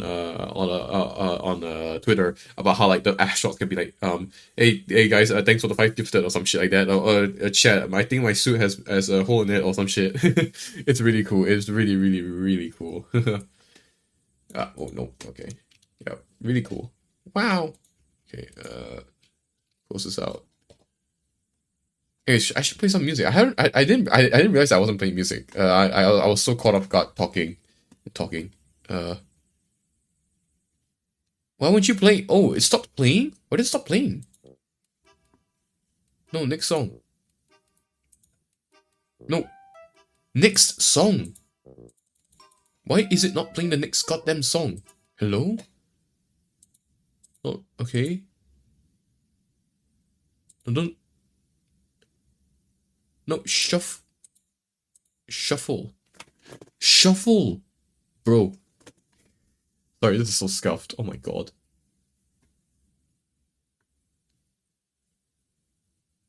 The music is not... Okay, there you go. Now the music is playing. Okay. Anyways. Wait, let me switch the cams. Cam. There you go. What else is new? We'll be watching. Disney Plus. Hey. You guys suck, by the ways. Screw you, Disney. Anyways, yep, closing hatch. All about the moon elevator. they'll kick the camera. That's cool. What the hell is this? Kuwait mistakenly shoots down Artemis 2 rocket. Not real. Oh yeah, speaking of which, it's so funny how this is all happening on on April Fools. Like I mean, NASA is like, I mean, they have, because they have a specific launch window they have to launch from in order to catch the moon at the right angle and stuff. They unfortunately have to launch on April 1st because that's just the next opportunity they have, but unfortunately it's April 1st. It's so funny. But yeah, anyways, Peacock's also streaming it. Okay, cool. Not that I care, I have YouTube. YouTube's my goat. Okay, not my goat, it sucks sometimes, but yeah. What the hell? Ooh. You know, they sold these on the IMAX store, but it sold out in like 2 to 3 minutes because of scalpers, which is goddamn annoying. Like strips of, like, you could buy like strips of the Project Hail Mary film, like IMAX strips, which is so cool. But yeah, ooh, Canada. Hey, what are you doing tomorrow, Jeremy? Just another day here too, sir. It's nice to meet you, Jenny. Nice to meet you, Jeremy. 10 days, is that right? Is it first non-American? Yeah, first non-American to go to deep space. The fact that we'll be the second country in the world to send a human into deep space says a lot. It's just so funny how American has just become like a term for like, just only United States citizens. Like, because technically speaking, everyone in America is an American. Like, everyone in North America, in South America is an American. So like, I mean, it's like that that halftime show that Bad Bunny did. It's like, oh, God bless America, which includes, you know, United States, Canada, Brazil, Chile, Mexico, all of America, you know. So yeah. Anyways, that's exactly what I feel. You know, you think of all the women and men over the years who've you know, done work in the space agency, preceded you, helped train you. It fills me with pride, but it also sends a real message to Canadians. When you think about the purpose of the mission, what it leads to. What resonates the most is we set huge goals for humanity. When you set these big goals, people are like, okay, I buy into that. And that's what we're going to see. We're going to see improvements in healthcare and food and transportation and robotics. See, that's the thing a lot of people miss. People always ask, like, why are we... Hold on, let's get serious real quick. Why invest in space? Why go to the moon? Why go to Mars? What's the point when there's so much poverty and war back here on Earth? Guys, you do not realize how much of the shit we have today is because of the space race back in the 1960s and 70s. The reason we have phones in their current state now instead of 10 years later is because of the innovations made during the space race. with the progress, with a lot of progress in microprocessors made during the space race and the increased funding in technology, and like, dude, a lot of the, and I could go on. Like, I mean, I don't even have the full list in my head. There's like a really long list of innovations that exist and are commonplace today because of the space race. And can you imagine if we hadn't stopped, if the space race hadn't stopped and we kept pushing into space, and like the amount of stuff that we'd be able to do by now, and the improvements that we would have made to society as a whole because of that. Like, we don't realize it, but the things that we do in space is paramount to human progress. I mean, it has always been. It's just that people don't realize it these days. Like, can you imagine if humans never, you know, expanded across at the African continent, never expanded across Afro-Eurasia, never traveled across the Atlantic Ocean, never expanded across the entire planet? We wouldn't have made as much progress as we've had in this period in 300,000 years. It had it not been for humans expanding outwards. And like, it's just, space is like the basically it's exploring space is like literally our natural born curiosity to explore and learn more, because that exploration, that investment, and that drive to keep going further into space and like pushes us to create new solutions that and new technologies that will not only help us go further into space but also helps those on Earth. That's the thing about like a lot, and that's the thing. It's like a lot of people always say like, oh, what's the point of like, you know, going to Mars and stuff? It's like, yeah, well, the things that we learn about how the world, how the solar system works, how space works, how our universe works, helps us down here on Earth. Like, yeah, sure, it's not a guarantee. Like when we go, like when we started with the space race, no one knew that we were gonna be making that it would eventually lead to smartphones and stuff, but it did. And it's like, that's the thing. Like, people don't really think long term enough. They don't think, oh, this is good. In the short term, I'm just burning a lot of money. But here's the thing: in the long term, like the stuff that you learn from the space, from embarking into space, teaches you a lot about how you can improve stuff down here on Earth. So exploring space is paramount. It's important. And I know I sound like Elon Musk, but that's because that's just because Elon Musk, unfortunately, he does say some stuff that is true. I mean, we all know his involvement in a certain stuff on the island, but and he's also not the greatest guy on Earth. Like, he can be an asshole, but some of the stuff that he says about space is unfortunately true. Like, it's true. We have to keep going forward into space because what we learn from embarking into the final frontier will help all of us in one way or another. Hell, there's a TV show based around this whole premise called For Mankind, or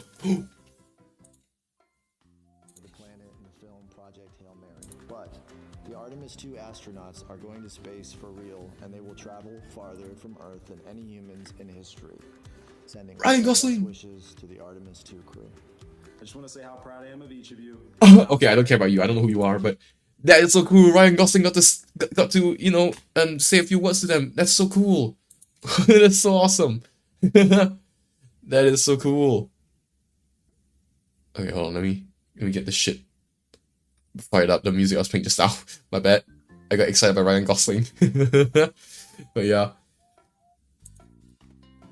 But yeah, like, what was I saying? Yeah, space is important, guys. It doesn't. The benefits don't look clear now, but when you look far into the future, you see that a lot of the stuff that we do in space helps us on Earth, and there's a whole TV show around that. It's called For Mankind on Apple TV Plus. You can watch it on any device. Like it doesn't have to be an iPhone. You can have an Android phone, and you can download the Apple TV app, and you can subscribe, and you can go check out the show for yourself. And For Mankind is basically a TV show surrounding the idea of like, what if, you know, what if the space race never ended? What if the Soviets had beat the Americans to the moon and landed first? Because the Soviets landing on the moon essentially allowed the space race to continue, because, well, the Soviets won. So, and America ain't gonna take that, right? So, yeah, it explores that premise of like, oh, Soviets landing first and the space race never ending. And so far, it has gone all the way up to the early 2010s. In fact, right now, the season 5 is currently airing. Season 5 episode 1 aired last Friday. Episode 2 should air tomorrow in like less than 24 hours.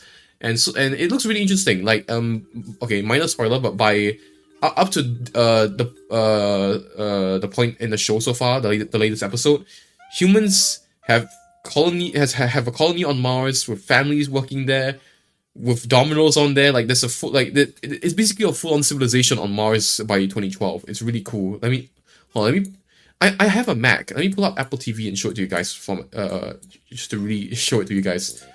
No shit. Apple TV. Where's Apple TV? Ah. Let me find it. Where the hell is it? Where are you? Ah, there you go. Check this out. Haha. That's really cool. Yeah, For Mankind. Absolutely goated sci-fi. I mean, okay, it's not the best sci-fi in the world. There are some pain points, but other than that, it's a really, really, really cool TV show.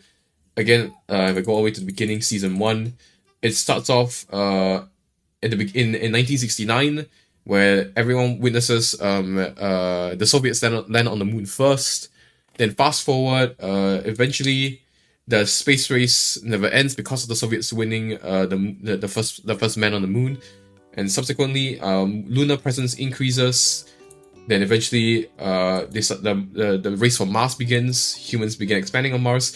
Freaking asteroid mining begins in the early 2000s, and then eventually Mars colony, like a larger Mars colony with families working there and everything. Like, look at this. It's so cool. Like, we could have had this if we didn't stop going to if we didn't stop in 1972, man. Oh my god. But yeah, anyways, ooh, what does Jared Isaacman have to say about what's going on? We are sending them, right? We're gonna send This is the NASA administrator, by the way. Have gone before 250,000 miles away, and it's gonna set up for the subsequent missions. That's why we're going into the golden age of science and discovery right now, because you're going to see a moon rocket launch in 2027 when we do our testing with the lander. We're going to go for the landing on Artemis 4 in 2028, and in parallel, we're going to build the moon base, right? And that is going to be filled with science discovery and tech demonstrations that's going to support the enduring presence we're trying to create on the surface. Absolutely. Hell yeah. Honestly, history-making years ahead of us, you know, with Artemis 3 and 4. But first is Artemis 2. What will be our single greatest takeaway from this mission? Well, I'll tell you, I mean, after ignition, to me, the moment that I'm going to be most excited for is splashdown. There's no question about that. Good shoots coming down off the West Coast. But look, I think the takeaway from this is gaining extreme comfort in the Orion spacecraft, right? I mean, this is very different than what we've done for more than a half century, right? I mean, yeah.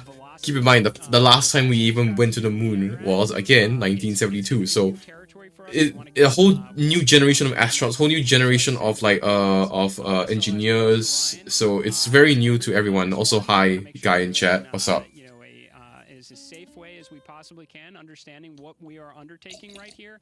Bring our crew back. We are T minus 26 minutes and around 26 minutes to launch. Administrator, we've actually had a pretty young audience today here, some kids running around the balcony. How do you hope Artemis 2 inspires that next generation? You know, I talk about this all the time. Like, you know, one of our overarching KPIs that we should always be tracking is the number of people living and working in space. Well, you know what's another strong number 2 on that one? It's the number of kids that are dressing up as astronauts for Halloween, so that they grow up, that they're inspired to want to join. Yeah, we need more astronauts, man. Astronauts are cool. They join in industry, but they're helping humankind venture out far. But you know what? We need more Singaporeans actually, you know, making a larger presence in space. Because right now Singapore is mostly just satellites, and which kind of sucks as a guy who is so into manned space flight. Yeah, well, one, I want to express a lot of appreciation. I'll tell you what, the 4 astronauts on top of Artemis 2 know this. It takes an army to pull a mission together like this, right? Across. Oh yeah, definitely. It takes a lot of effort, a lot of planning, a lot of resources to get this whole thing working, man. It is not for the faint of the faint of heart. Like, it's a lot of work that needs to be done to make this work, man. The brightest minds in America to get this to work, and not just America, by the way. The European Space Agency, Canadian Space Agency have people working on this as well. Like, people from all around the world working on this. It's insane. And the Australian Space Agency will also be helping out with I believe communications, because well, they're on the opposite side of the Earth, so they'll be able to keep in line of sight with Orion when America isn't able to keep in line of sight with them. Of our 2-hour launch window, and take a look at all these people behind us. Wow. Okay. Okay. I'm gonna shut that up for a bit. Let's actually continue talking about the future developments in space. Over here on Twitter.com, you can see what the hell. Whoa. Okay, that's not good. I don't know what that is. Hold on. Where is? Damn it! I moved the screen and suddenly the thing I was trying to look at is gone. Is it here? I believe it's here. Hopefully I don't accidentally come across the wrong kind of fan art again, like just now. Ooh.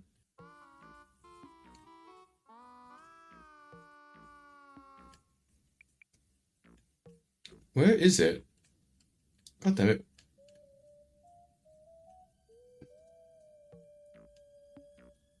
Oh, here it is, yeah. This is like a rendering that NASA did of what they hope would be how our lunar presence on the moon would look like in the future. And it looks like this. It's I mean, it's a really rough render, but basically their plan is to like okay, they have like 3 phases. We're currently in phase 1. Phase 2 would be when they begin like, okay, phase 1 I believe is when they start sending more like drones. Like, I'm not even kidding, drones that are inspired by the technology used in the Ingenuity drone on Mars, to basically leap into the air and like air and scan the surface of the moon to like basically just make hyper detailed scans of the lunar surface in hopes of, you know, just studying the geography of the moon a little bit more. And on top of that, there's also like we will also be able to like see hopefully more habitats, more rovers. In fact, JAXA, the Japanese space agency, is also working on lunar rovers as well, large ones, big ones. But yeah, and obviously we also have the human landing system, HLS, from Blue Origin, as well as SpaceX, that will also be working on helping to send people from space down to the lunar surface. Yeah. So this is how it's supposed to look like. Although they haven't really officially built HLS Starship yet, so things might change. We don't know if we still don't know how the finalized thing will look like yet. These are just rough renders, but yeah, really cool. I really can't, but I hope that once China begins establishing a more permanent presence, once China begins having a more like dominating presence on the moon, that it would, like, you know, push NASA to, you know, really take this way more seriously, and hopefully that means that Congress will also fund NASA more, which is, I believe, what we need right now to really get things forward and, like, you know, eventually get us to to deep space, to Mars, and, you know, further into the future.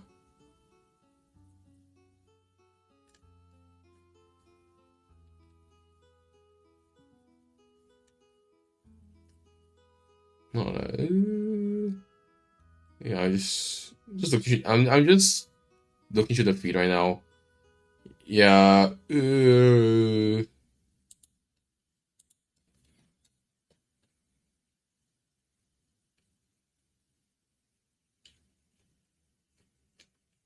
Yeah, I'm just going to the feed, just seeing if there's anything new.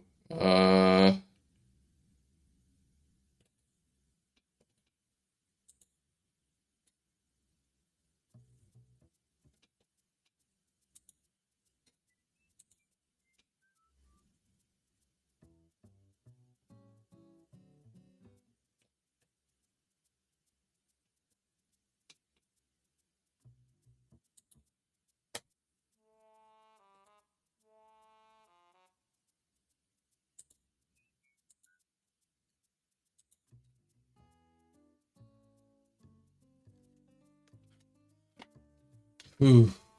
Okay. Actually, I should probably check on my stream. Let's see if everything is going good on there.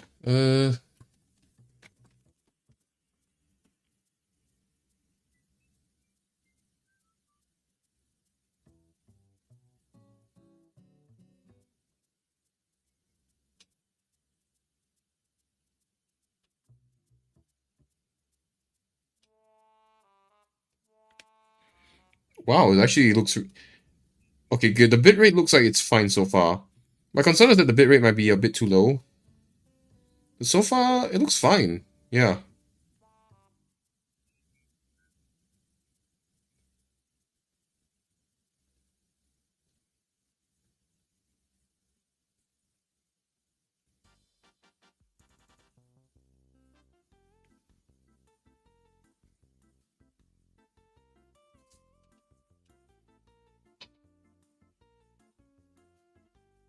Okay, yeah, it looks good.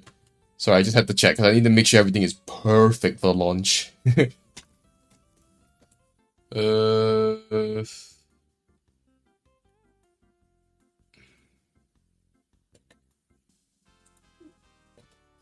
Ooh, I found some more cool fan art of Project Hail Mary. Yeah, I also been getting a lot of Project Hail Mary fan art as well. And it looks really cool. Wait, look at this. Wow, that's incredible. Especially the planet Adrian in the movie. It looks immaculate, incredible. Wait, NASA livestream comments are overflowing with Godspeed from _ comments, and it warms the heart. We do nationalize space travel a lot, soft power, etc. But on the long horizon, this is a human adventure. That's what it will be remembered as. Yeah, I think that's what is very important. That we need to remember that this isn't just about NASA or America. This is about the whole world, and like I feel like that's just really important. Also, they mentioned this chat. I don't see any chat here. There's no chat on the official NASA broadcast. I'm not getting chat here. Am I crazy? Is there a different live stream? Am I watching the wrong one? Oh yeah, there is another one. Yeah, there's another one with chat. Okay, cool. Okay, nice. Okay, good. Now I can have double chats. I have one chat from NASA spaceflight and one chat from NASA. Look at this. That's incredible. It's really cool. Anyways, let's just switch to Twitter, see if there's anything else.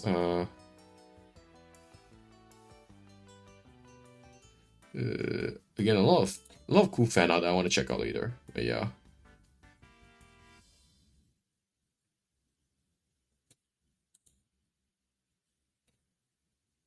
What's this? NASA reporting an issue with one of the batteries on the Artemis 2 launch abort system. Temperature out of range. That's 36 minutes ago. I hope they fixed it. Oh, I hope so. Also, wow. Look at that. This is like a render of Starship above Adrian from Project Hail Mary. Is that? Yeah. That's the. I believe that's Starship. That looks incredible. Wow. So. What's this? I'm not gonna wait. First of all, I can't wait. I'm not gonna lie. I did not fucking expect Singapore to go to space. Holy shit! Why should I fucking Singapore? We're about to astral project Lee Kuan Yew. Whoever governed Singapore must have had that iron in him speech all across the 7 continents of the world. To be clear, we aren't, at least right now, not gonna have like our own launch sites. But I really hope that us establishing this space agency means that Singapore could potentially like build like a launch pad off mainland, specifically at one of our islands. So yeah, hopefully that happens. I don't know.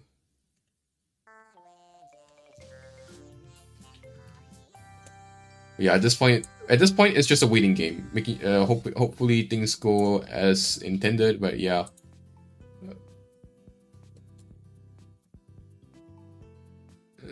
What's this? That ain't right. I don't recall that. That's not how it looked like in the movie. The cunt's fucked. No, that's not how it. That's not how it. Ooh, Juditorio keychain. Wow, that's cool.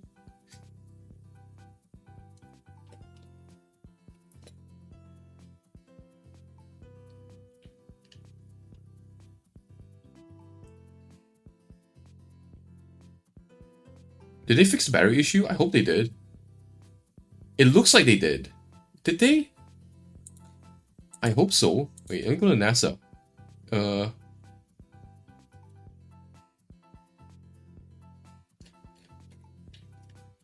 don't know. We are L minus 14 minutes. I hope things go well. Okay, wait, let me change. Okay. And so now I'm listening to the Oh, look at the chat. Oh my god, it's going fast. Look at the chat on this side. Jesus Christ. Let me close the one on this side. Oh my god. Jesus. We're now entering one of the most consequential phases of launch day, and that's terminal count, the final 10 minutes. And OTC, NTD on 212 for comm check. Good. Hell yeah. I think I can close this one now, the NASA Spaceflight one. I don't think we need this one. GTC. There you go. GTC's on 212. Alright, copy that. Ooh, baby. Let's go. Test Director Jeff Spaulding confirmed. Maybe I should spam my flag in here as well.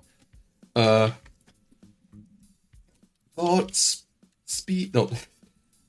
Speed from Singapore. And then the ground systems and the launch team are ready to proceed. At this point, no, the emojis. I want emojis. Where's the emojis? No constraints, but we need confirmation from each individual on the Where's the goddamn Singapore flag? What the hell? Test director team. No wait, screw that. I'm gonna type it in here. Hear him poll his team. The other poll that we're waiting for is the poll from launch director Charlie Blackwell Thompson, who will take that final status. No, what the hell? I didn't even type it in. What before giving shit? you go to No. hold. And you're seeing the clock count down at L minus 12 There you go. minutes. There. Yeah. Yes, sir. Reconfigure. Hell yeah. Memory loop ISO valves. There I am in history. Copy, that's some work. So I was here at 12 minutes 25 to launch. ARS loop ISO valves are being closed at this time. Integrity copies. NGDLP. Go. Yes, I had a discussion with CIS and with MER manager regarding the observation the CIS had a few minutes ago. They were able to confirm with BCI photos that the condition that they observed has been there since 2025. MER manager has had a chance to review. Ooh, what the hell's happened with the stream there? Jesus Christ. Oh, the camera broke. Oh no. Oh, and it's gone. Oh, Jesus Christ. Oh, okay, there you go. Okay. Copy all. And launch director NTD, you copy? Yes, sir. I copy. That's good news. Okay, let me put this here. OTC. There you go. Damn, look at this. I like that setup right now. This setup looks really cool. The launch timeline below my webcam. Damn. I cannot wait. I cannot wait. And CGLS NTD, cancel pending, please. GLS copies, and that's complete. All right, and for all personnel, we got a little bit more work to do before we pick up the clock, and we're about a little over a minute from getting to T-minus 10 minutes, but we've canceled the resume time there, and then we'll pick it up after we get through all of our work and anything else that we need to do to get through the remainder of count. So we'll continue working that to get to our T0 today. So when we get to about 50 seconds from now, we'll extend that hold. Oh, okay. I believe what they're gonna do is that at L minus 10, they're gonna pause the timer, the countdown, and they're gonna rectify some issues before they continue the timer, which it does happen. It does happen sometimes. Hopefully it doesn't mean that this stream was for nothing. But yeah. Hold requested. Hold requested. I have an Oh boy. violation of O-CT-004. Woo! It's getting real, guys. It's getting real. Violation. So transponder 1 had a demodulated SNR estimate that went down to 2 dBm when it should have been between 10 and 13. It is now back up to 12, but we did lose that for just a moment. It does not appear that we lost our bit sync or carrier lock, which would be indicative that we lost our lock with the vehicle. So at this point, recommendation would still be go. However, we do have a pre-planned contingency procedure. Okay, there you go. They paused the timer. Yeah. Again, this is transient, so we're back. We paused at T-10. Okay. Yep, hold. Yeah, thank you. This thing just updated at the site here. For COSC, was that less than 3 samples? Is that below our persistence? Stand by, let me look. It did look like it did persist for several seconds. It might sound like it. How many people are watching right now? 1.3 million people are watching with alongside us right now. That's really cool. Ooh, baby. Ooh, it's getting real. Ooh.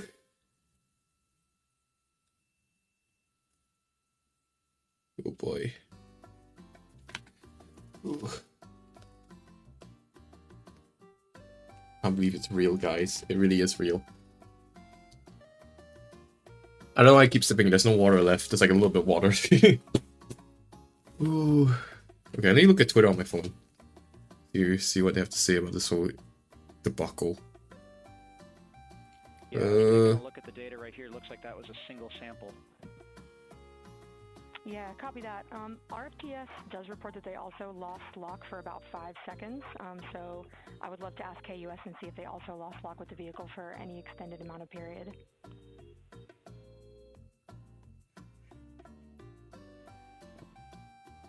And COSC, while we're doing that, these are 1/10 hertz measurements, correct? So we would have had to lose it for over 10 seconds to get a second sample?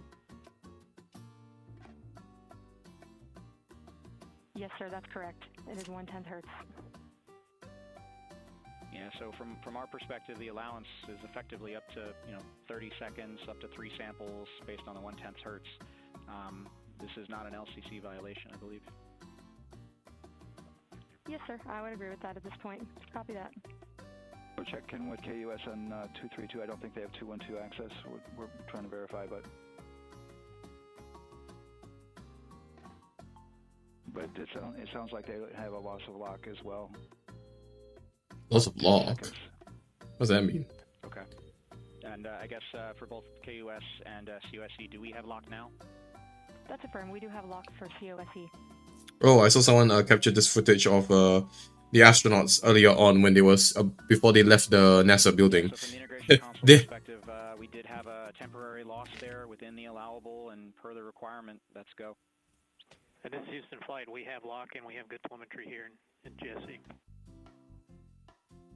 And KUS has reported too. They have good lock now. You have good lock. Not what? Sorry, there's a lot of technical terms that even I don't get. Jesus. With all of that, OSC, then are we in a go configuration per your LCC? Yes, are we go? Would be go. Ooh. LP, you concur with that? Yes, sir. LP concurs go. And launch director. Launch director. Launch director concurs go.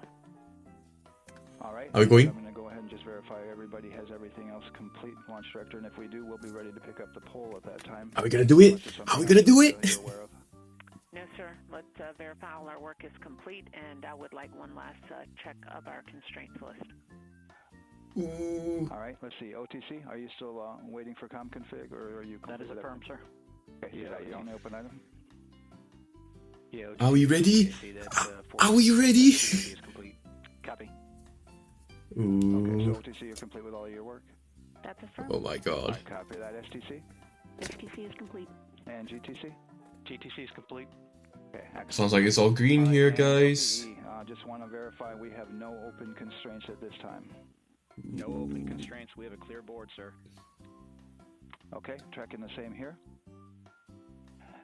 And launch director, with that, we are clear and ready to pick up the launch readiness poll with your go. Ooh. All right, sir. I am go for the poll. Go for the poll. I have an idea. Let me rearrange some stuff and here. For all personnel, this is the NTD conducting the Artemis 2 launch readiness check.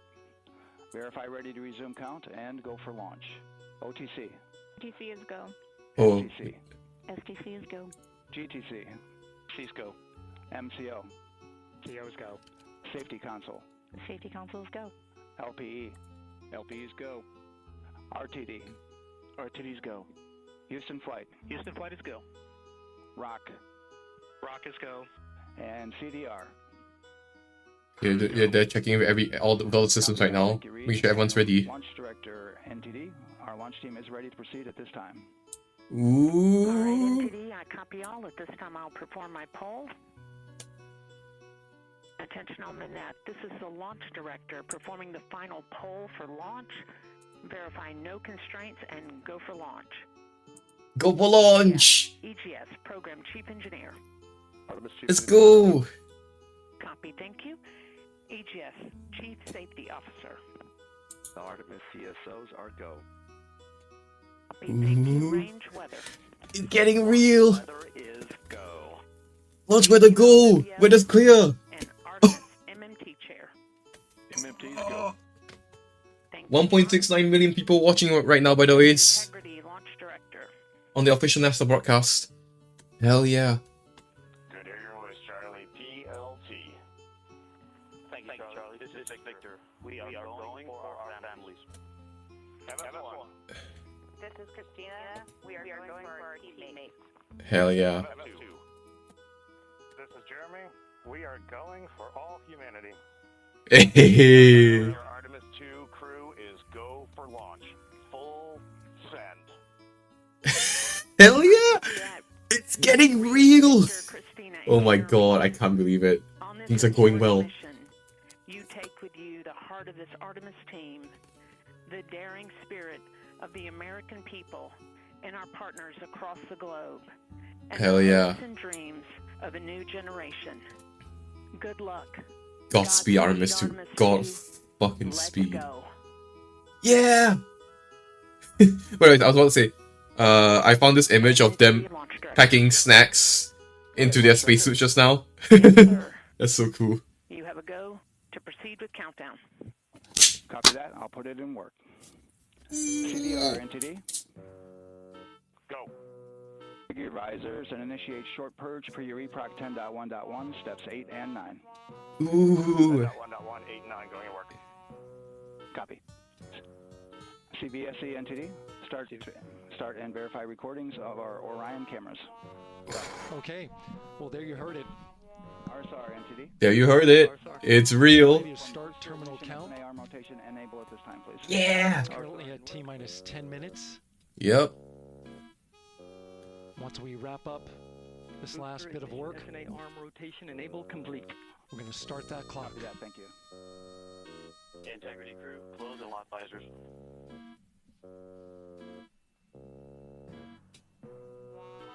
Come on.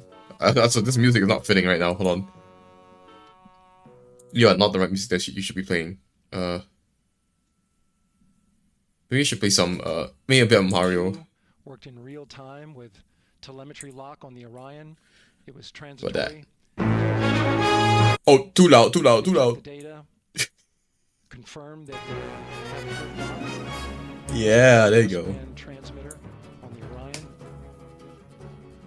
Hell yeah. Worked through that. This is real now, guys. The data and cleared it. Okay, you can soften a bit. All with the world watching. Yep. 1.8 million people watching now. The number is climbing as we speak. So we have a 2-hour It's window, insane. which starts in just a few minutes. 1.995 million. Eastern time. Oh my god. Until 8:24 p.m. Eastern time. And ECL NTD will be waiting for your verification on the short purge. ECL copies. And for all personnel, once we get that short purge verification, we'll verify that we are clear to go, and then we'll proceed with the terminal count.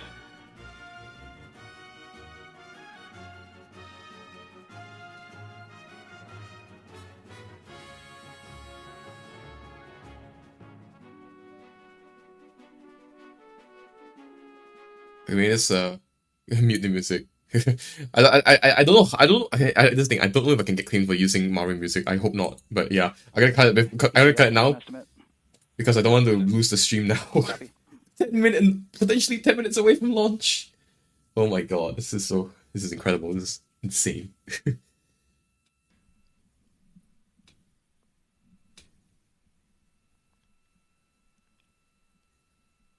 So we're going into the launch window. But Yep. not by much, it looks like. Yeah, I think they're gonna start the timer pretty Just wrapping soon. up some final work. Yep. And once that's completed, you'll hear NASA Test Director Jeff Spaulding ask for the ground Test, launch test. sequencer Hopefully my operator audio's fine, by the ways. to go ahead and start the clock. Yep. The ground launch sequencer is an application software. It runs on top of the launch control system in the firing room. Acts like a conductor of an orchestra, executing hundreds of commands in precise order and timing. It's all autonomous. Entity CCL 212, short purge initiation is verified.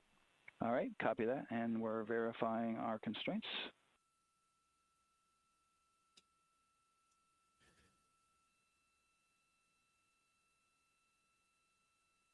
I mean, I should post something on Instagram about this because this is a milestone, guys. An incredible milestone.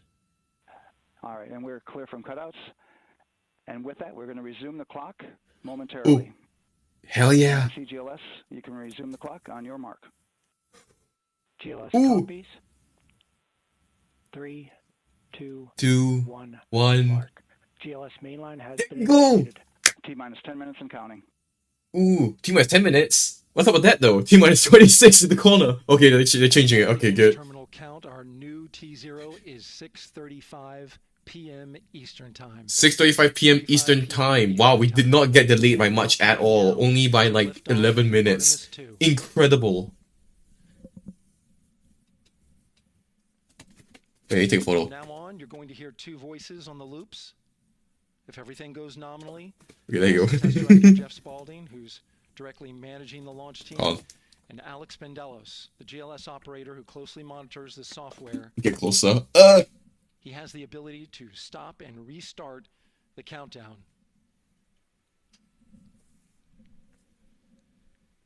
Okay, there you go. A lot of people ask about whether there's a launch button. There certainly is not. Flight and Rock. Our new T0 is 22, 35, 12.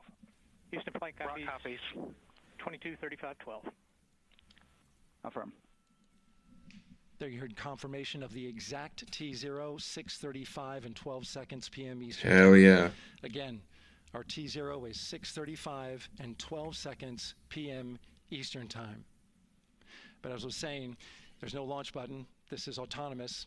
But there is a button that keeps you from launching, and that button allows the GLS operator to pause the countdown outside Okay, the terminal I believe he count, said enter 6:35, into right? timeout, Okay. and submit a hold to the next holding point. So the clock won't stop right away. If there's an issue, we'll go to the next stable holding point.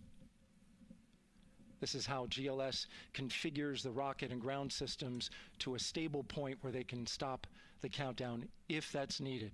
But right now, we are counting down. Our next big milestone, looking to retract the crew access arm. 6:35 a.m. for me, because I'm all the way on the opposite side of the world. And there you see the crew access arm moving away. Oh, there you go, yeah. Nice. That's the path that the astronauts took to ingress into the rocket.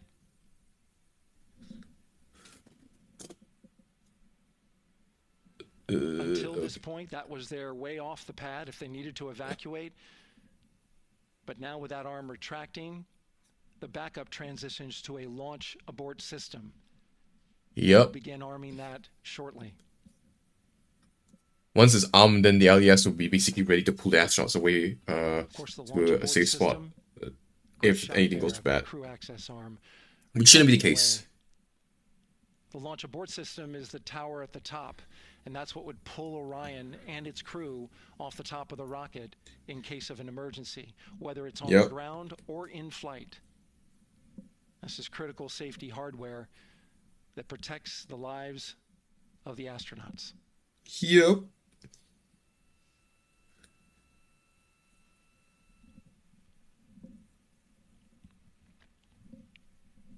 Starting at T-minus 6 minutes, the GLS will start bringing that and other high-energy systems online, starting with core stage pressurization.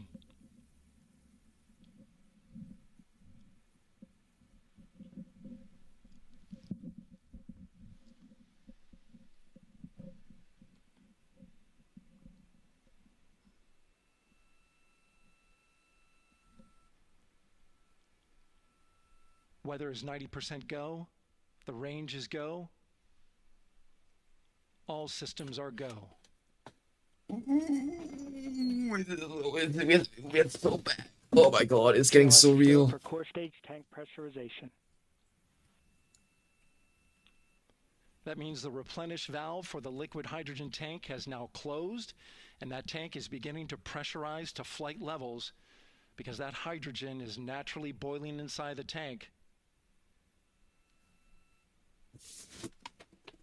We'll get the liquid oxygen tank a little later in the count.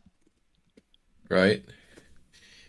Now Okay, the I team is gotta... waiting for verification that, if needed, the Artemis 2 crew could use the launch abort system to pull Orion safely off the top of the rocket in an emergency. Okay, Listen remember, for that call. remember guys, at T-23 we play Hopes and Dreams from the Undertale OST. Let me check if it's actually, let me check if the music can play. That should be good enough, right? That's great Should be good. news, and you heard the NTD verify that with the commander of the mission. GLS is go for FTS arm. Now work No. is being done to arm the flight termination system. This is so the range safety can send a flight termination command. Okay, I just need a volume. Hopefully it sounds okay. There's a brief built-in delay, so the launch abort system has time to pull the astronauts safely first. High flow bleed check. Right, the high flow bleed check. Okay, hopefully the audio sounds fine. Team gets verification that the But I don't know. RS-25 engines, all 4 of them, are in the proper Okay. temperature range for launch. I'll use this chance to check it on my phone. Okay, let's see.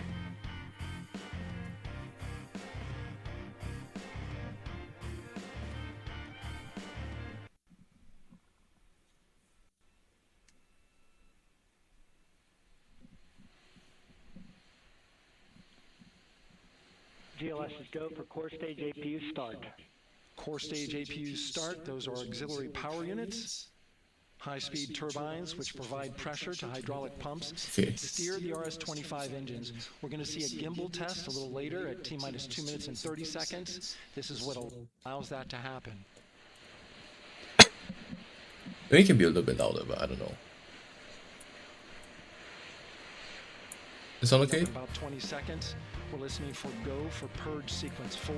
That's a helium purge of the 4 core stage engines downstream of the propellant valve. This gets all I wish I'm able to more finely control but the audio, but there's no audio mixer.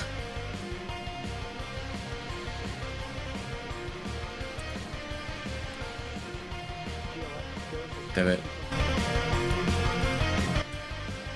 moving through the milestones. All is looking good.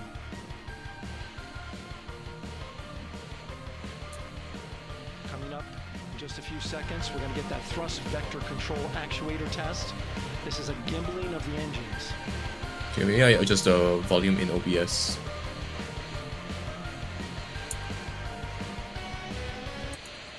There are the 4 RS-25s. Oh my god, it's so real. T-minus 2 minutes and 34 seconds. Jesus Christ, this is real, guys. This is real. This is real. And it's in daytime now, so the view is so much better than Artemis 1, which was like basically in pitch black. Oh, look at him, he weakling his engines. Oh Now we're going to god. start moving the power from both the upper stage and the lower stage of the rocket. Okay, I can prepare the soundtrack here. Taking ground power away and now going to battery power. Okay, I test the audio again. GLS is go for So sorry if I keep repeating the song. Our power is removed from the rocket's upper stage. The ICPS, and it's been switched to battery. Same milestone for the lower core stage coming up at T-minus 1 minute and 30 seconds. Hopefully it sounds okay. The 4-person Artemis 2 crew is 248,000 miles. Because they're quite soft right now. And if all goes well, they will fly by it in 6 days. GLS is go for core stage to internal power. All right, there's the rocket's core stage, which houses 3 flight computers. 1 minute and 21 seconds, guys. Oh god. Oh god, okay, I gotta prepare the mouse on the play button here. So we would have to recycle back to T-minus Remember, 10 T-minus 23, that's when we play the song.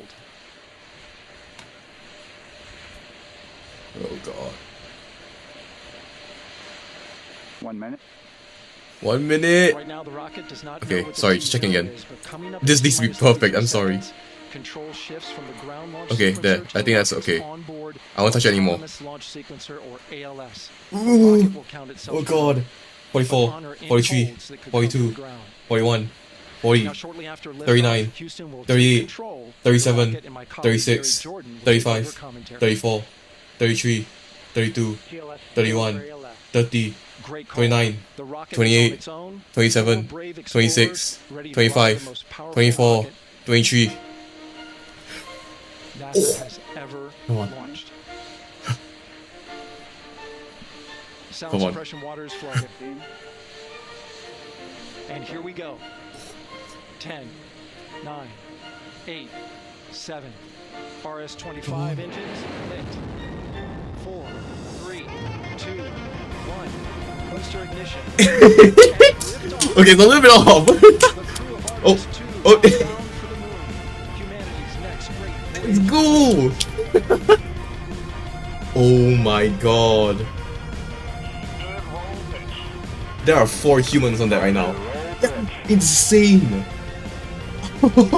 It's such a good view now.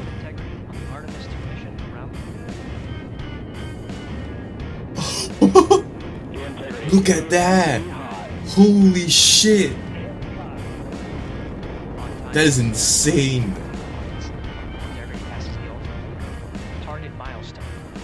Oh my god. That looks so good. Holy shit, it's so much better than the last time I saw this. Oh my god. We're back to the moon, guys. This is real. We're going back. This is the start of it. this is real now. It's no more no more like, oh, we're gonna promise it, but like it's only gonna happen like a few years from now. No, it's happening now. This is real. We're going back.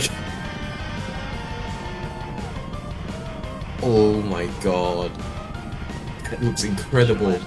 Holy shit. Wait, I'm missing an opportunity. I have my 3DS here. Wait.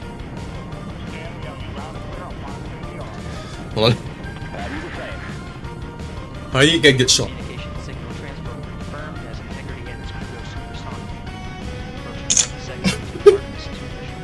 Oh, I need to get a better shot of the rocket, but right now it's a bit too far away.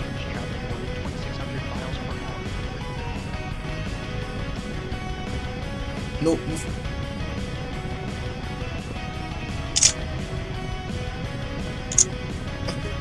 Those photos are gonna look like shit. 1 minute 50 seconds of mission elapsed time. Standing by for main engine throttle down. Oh, SRB has already separated. The SRBs are separated. Supposedly, they should have separated by now. Okay. Oh my god. Confirm separation. Oh, there you go. That's the SRBs. Look at that. That is so cool. Holy shit.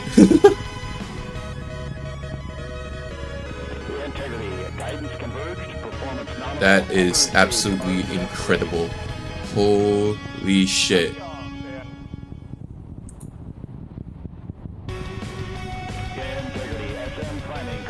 Look at the, oh, that is so cool. Oh, I wonder if the camera's gonna be able to zoom in closer, but right now it's already high up in the sky. It's like really high up. Okay, the LES has separated. Okay. Okay, if wait. Okay.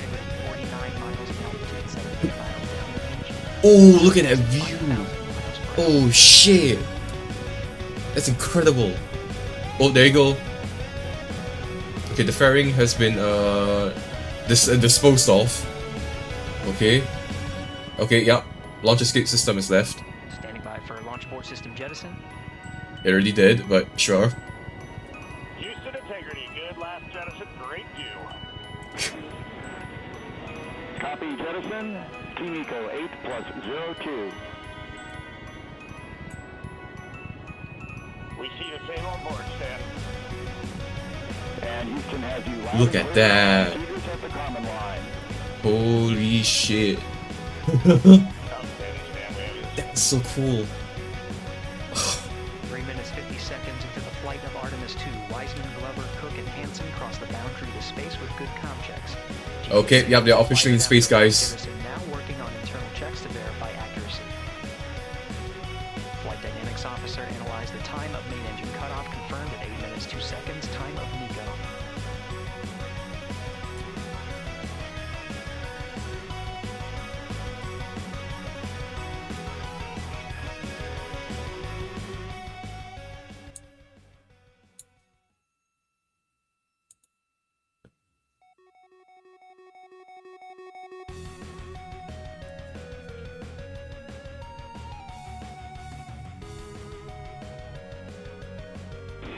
Integrity, GPS processing. Outstanding, Stan. We see the same, and we have a beautiful moonrise. We're headed right at it. A beautiful moonrise. Hell yeah. Approaching 5 minutes into the flight, Commander Reed Wiseman confirms he has visuals of his destination, GPS guidance, navigation, and control. Yep, there you go. Finishes internal checks and sends to navigation channels. That is sick. Wow. Integrity, 3 engine press. 3 engine press. On time, now passing 5 minutes 20 seconds of mission elapsed time into the Artemis 2 mission. At this point, 3 good main engines are all that's needed to carry Integrity to a nominal main engine cutoff target. Though at this time, we're seeing 4 good engines here in Mission Control Houston. Nice. 75 miles in altitude, 330 miles downrange, approaching 10,000 miles per hour. Cool, cool, cool.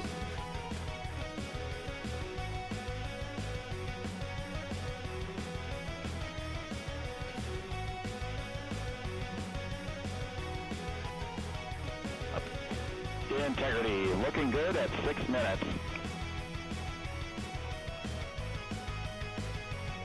Same on board, Stan. Good trajectory and engine performance. Oh, there you go. We got the graphics now. Soon report the shutdown. Yep, the main engine is burning still. I believe it burns for 480 seconds, which okay. 480 seconds divided by 60. That is 8 minutes. So around 8 minutes is when the main engine will cut off. Yeah, there you go. Yeah, there you go. It literally says in the in over here, 8 minutes 6 seconds. Main engine cut off. MECO. Then 8 minutes 16 is when stage 2 separates. Basically, upper stage separates from the core stage and begins, you know, burning away. Okay, I think enough of the Undertale music. Okay, okay. Thank you too. But yeah.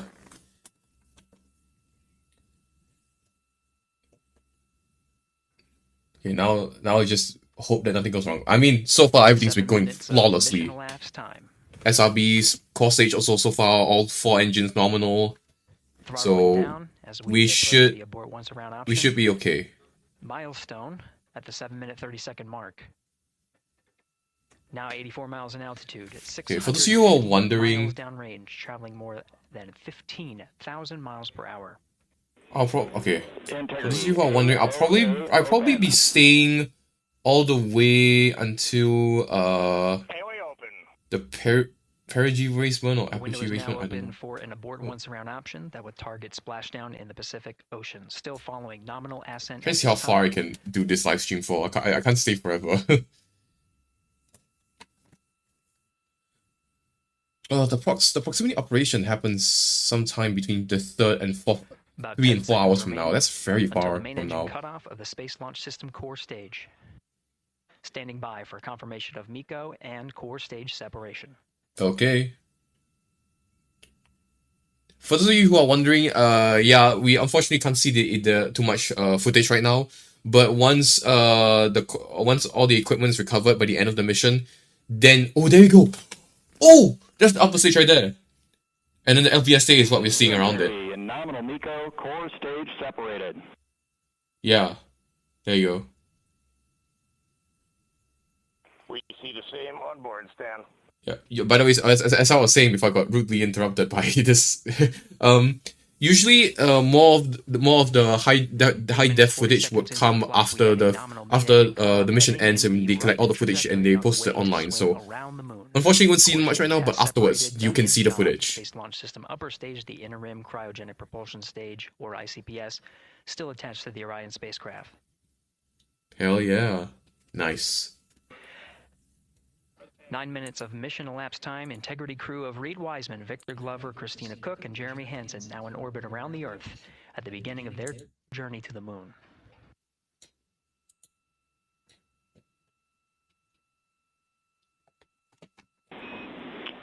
Integrity Houston, looking ahead to PRM numbers so far per the pad. Okay, guys. I'll probably stay up to the perigee race burn, 49 minutes. I'll stay up to then, but anything past that, that's like nearly 2 hours from now. 1 hour 47 minutes later is the apogee race burn for I believe high Earth orbit, then Orion separation just to conduct the proximity operations. Booster ignition. Yeah, it's a whole lot of stuff. Couple hours from now, and I need rest. Okay, I've been up the whole night. Okay, watching this launch, so you gotta forgive me.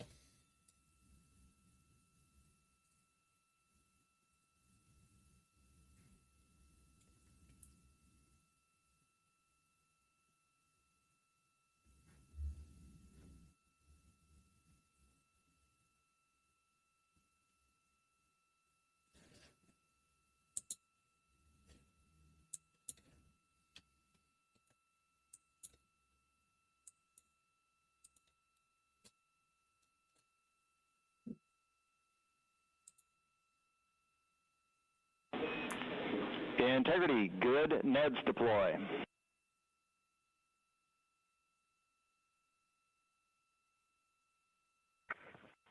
Copy that, Stan. Good, Neds.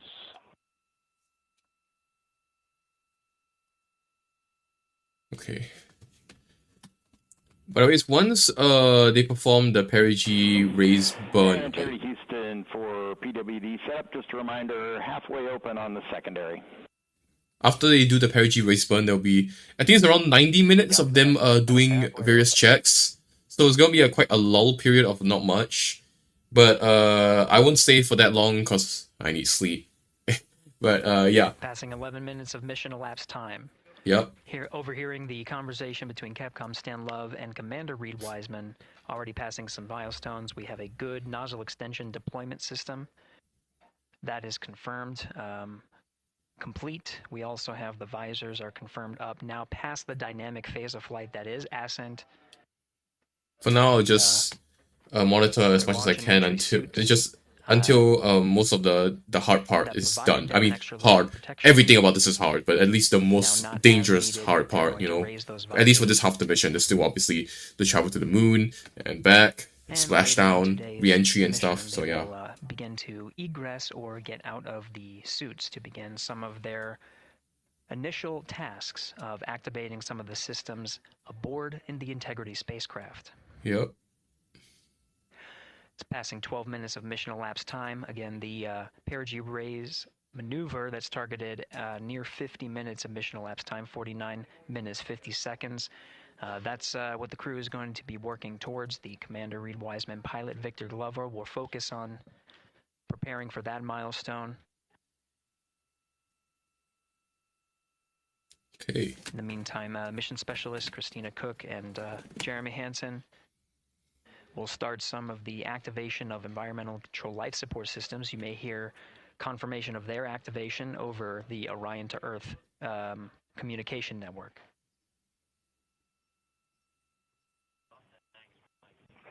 Houston, C3 aux power back in auto. Copy, C3 aux, and we're 2 minutes to maneuver.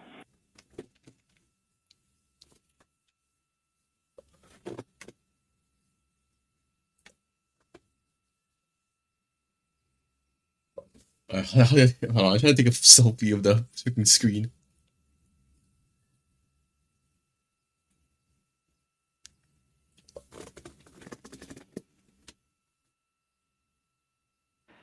"13 minutes and 30 seconds of mission elapsed time. We're going to continue to follow the crew of the Artemis 2 mission.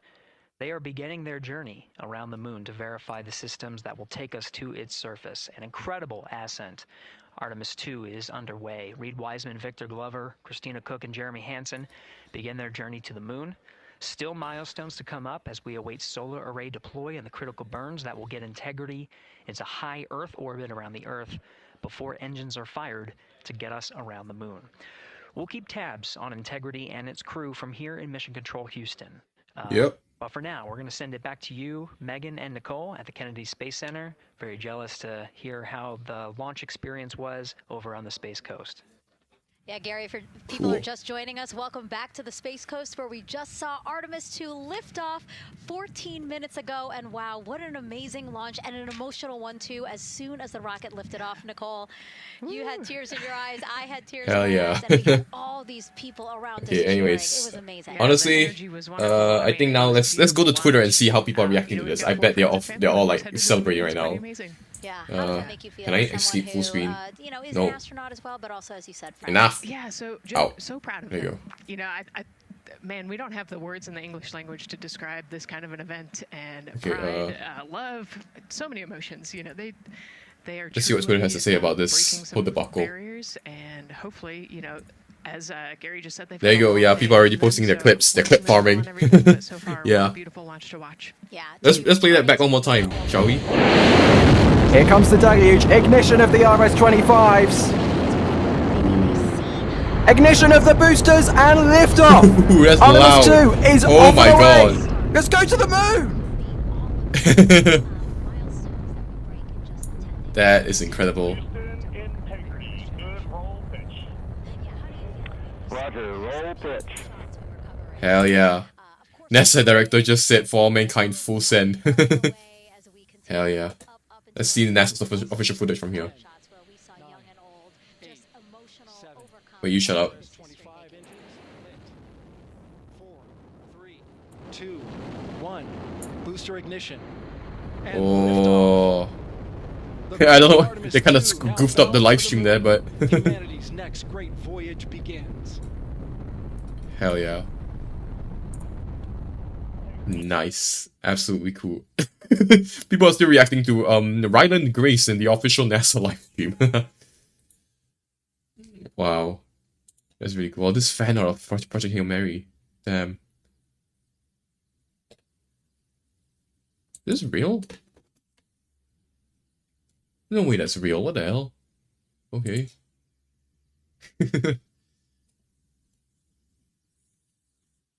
Oh my god, yeah, I forgot America has the exclusive, like, Krispy Kreme Artemis donuts. God, I wish we had that in Singapore. Dude, they need to do this around the world to get more people looking at the live stream, man. I feel like that would have done so much to get more international audiences watching this, but like I said, literally no one I know of gives a shit about this launch. I swear. Like I don't know, like I don't know what's up. Like in Singapore, like I'm gonna be real with you, at least amongst my friend group, no one really gives a shit about this launch. Like today is just another day for them. Like they don't give a shit. But hey, I do give a shit. Wait, what do I have to say? Long in the action. It is a long day. They have a number of procedures they need to get to immediately in their timeline. Yeah. And Integrity Houston, cross tie is on board per the ETSI-DEM. We copy Houston, thank you. By the way, they are projected to deploy their solar arrays at around referring to minus 20 minutes. Flight controllers here initiating a connection between some of the batteries aboard the Orion spacecraft. Okay, cool. Allowing for an even distribution of power. This is the Scott Manley over here. I was pretty sure I left an SLS here. Did anyone see where it went? And it's just empty. Right now we're, as you see, passing 18 minutes of mission elapsed time. The Orion spacecraft Integrity and the interim cryogenic propulsion system are maneuvering tail to sun. It is in this orientation, this attitude. Integrity, any words on that momentary prop caution?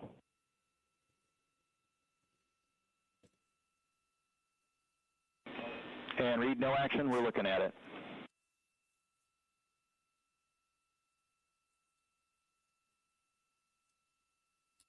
Commander Reed Wiseman Ooh, look. verifying what This is the people in the space station watching the launch live. today's displays aboard integrity. Propulsion engineer confirming that no Godspeed, Artemis 2! That's really cool. Look at all the mission patches. Solar array wing deploy ahead of that. Wow. The solar wing deploy is a critical milestone. We'll continue to have our coverage follow the mission until that deployment. Right. Successful launch is just the beginning. The deployment of the solar arrays and successful confirmation that those solar array wings are drawing power is a significant milestone, and says to the flight control teams that we will continue on today's mission. Power needs to be drawn to continue through some of the next milestones. Right. Until then, the AOA open option that was called up upon ascent, the aboard once around, is the current option, and the board to orbit option ATO will be switched to a preferred mode at the time that the solar array wings are deployed and latched. It gives the flight control teams a little bit more flexibility. Integrity Houston, update on TDRS handover for your pad. God, I really wish I had like an audio mixer on my Mac. I mean, I think there's like third-party options, right? Because right now the volume of the stream is not very loud. Roger. TDRS handover east to west expected 1 second earlier at 5:1 minutes 26 seconds. Hell yeah.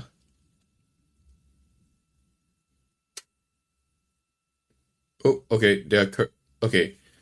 Wait, is the solar... Okay, I believe their solar array has already been deployed. They're currently doing the perigee raise maneuver burn. TDRS east to west, and saws are starting to deploy. Thermal knives are... Okay, I forgot what perigee and apogee, which one is which, but perigee and apogee, one of them is the lowest point in a spacecraft's or just any celestial body's orbit, or apogee is the well the other one is the highest point. I forgot which one is which. Integrity has maneuvered tail to sun. One of them is like, okay, perigee and apogee is like okay, I must have just searched up the definition right now. Deployment sequence has begun. With the deployment confirmed, it'll be several minutes until they are what is called in a latched position. God, see me the answer. Confirmed to be drawing power, they can switch the mode to ATO and continue along the mission. Okay. Perigee is the lowest point in the orbit. Apogee is the highest point. Yeah. So right now it's raising its perigee, the lowest point. Numbers of when to expect. Reason why you do a perigee race burn, okay, because I played. Okay, not that I'm an expert, but I have played Kerbal Space Program years. Been a while since I played it, but basically you want to do this so that you don't crash back into the Earth. You need to raise it so that your lowest point isn't going into the atmosphere. It's like in a proper orbit. Station about 23,000 miles above the Earth. After the apogee raise burn that occurs later today, the burn itself will put them in an altitude that surpasses the range of the tracking and data relay satellites, and they will transition to the deep space network today. Right. And integrity for prop messages, we see 2 temperature measurements right near the line. It's that momentary message you saw earlier. We're going to suppress those. It's CM helium heater 2 T1 and heater 1 T1. They're going suppressed. Integrity, thank you. We see the same.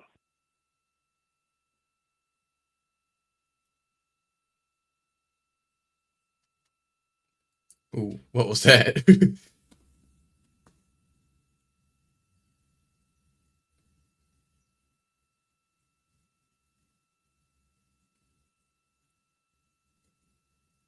Okay, I'm just looking at Instagram. Yeah, there's a lot of people posting pictures right now. This is Mission Control Houston, passing 23 minutes of mission elapsed time into the Artemis 2 mission. Yep. This is after a launch that began at 5:35 and 12 seconds Central Time, 6:35 and 12 seconds p.m. Eastern Time. Right now, the orientation you're seeing from our aero visualization that translates some of the telemetry that we're getting from the spacecraft and puts it into a model, so you can follow along on some of the milestones that we are following here. The RL-10 nozzle that you see at the left end of your screen, though it is currently not firing, that nozzle is pointed towards the sun, and the solar arrays are currently deploying. From this visualization, they look fully stowed in a position. Yeah. We are happy to report that Jeremy has the O2 sensors on. Okay, cool. Thanks, Jeremy. The O2 sensors.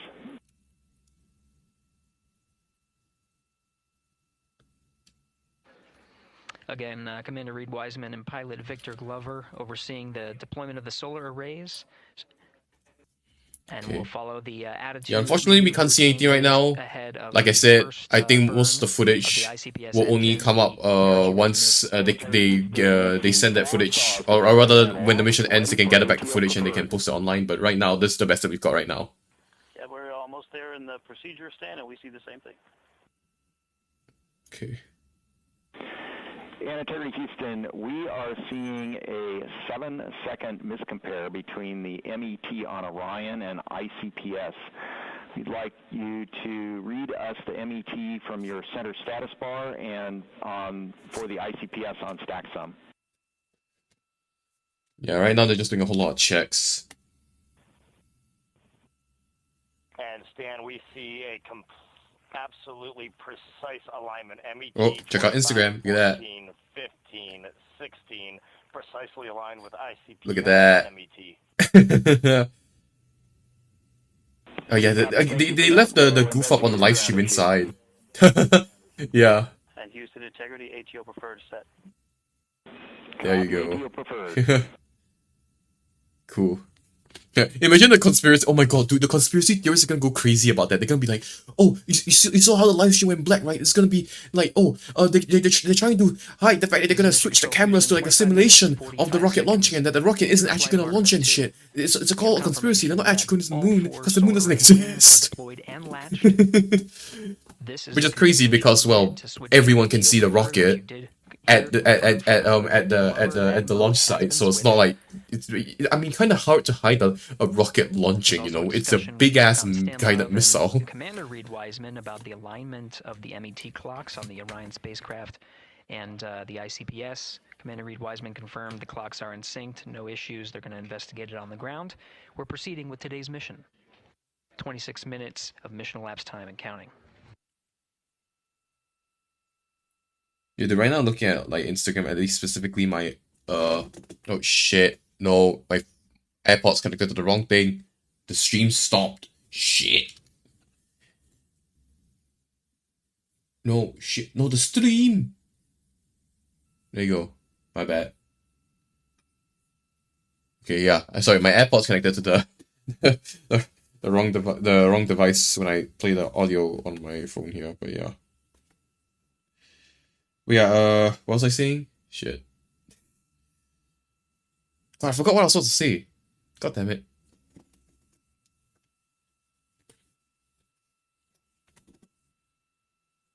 Yeah, oh yeah, right. I was saying that like, I'm looking at my Instagram and seeing my friends posts and everything, and like, I'm literally the only guy that cares about this thing. No one else gives a shit because again, this is Singapore. No one really gives a shit. The only time I hate to be negative about this, but really the only time people in Singapore give a shit about like normal or everyday Singaporeans give a shit about space is when there's like a solar eclipse or a lunar eclipse where they can take a nice picture to post on their Instagram. Which, okay, I do that, but I also give a shit about everything else, you know, the stuff we do in space and like all the cool launches NASA does and like stuff like that. But the worst part is that I have no one to talk to about this. Except you guys watching this. But yeah, it sucks. It genuinely sucks. Liftoff from the pad at 5:35. Why are they so soft all of a sudden? Why are they so soft? Seconds PM Central Time. Oh, it's just my AirPods. Oh, it's my AirPods. Okay, never mind. Seconds PM Eastern Time. We've had a good main engine cutoff, core stage separation, and a good trajectory to begin today's mission. Right now, the spacecraft has maneuvered tail to sun. We're standing by for another maneuver to maneuver into the burn attitude. This is where the RL-10 engine of the ICPS is pointed in the correct orientation for the perigee raise maneuver. We did hear confirmation that the perigee raise maneuver time of ignition has been confirmed per the pad, which means it was the predicted time prior to liftoff. Integrity for GNC, we're taking channel 1 to unfiltered and to BFS. Okay, Stan, we're watching. Go ahead.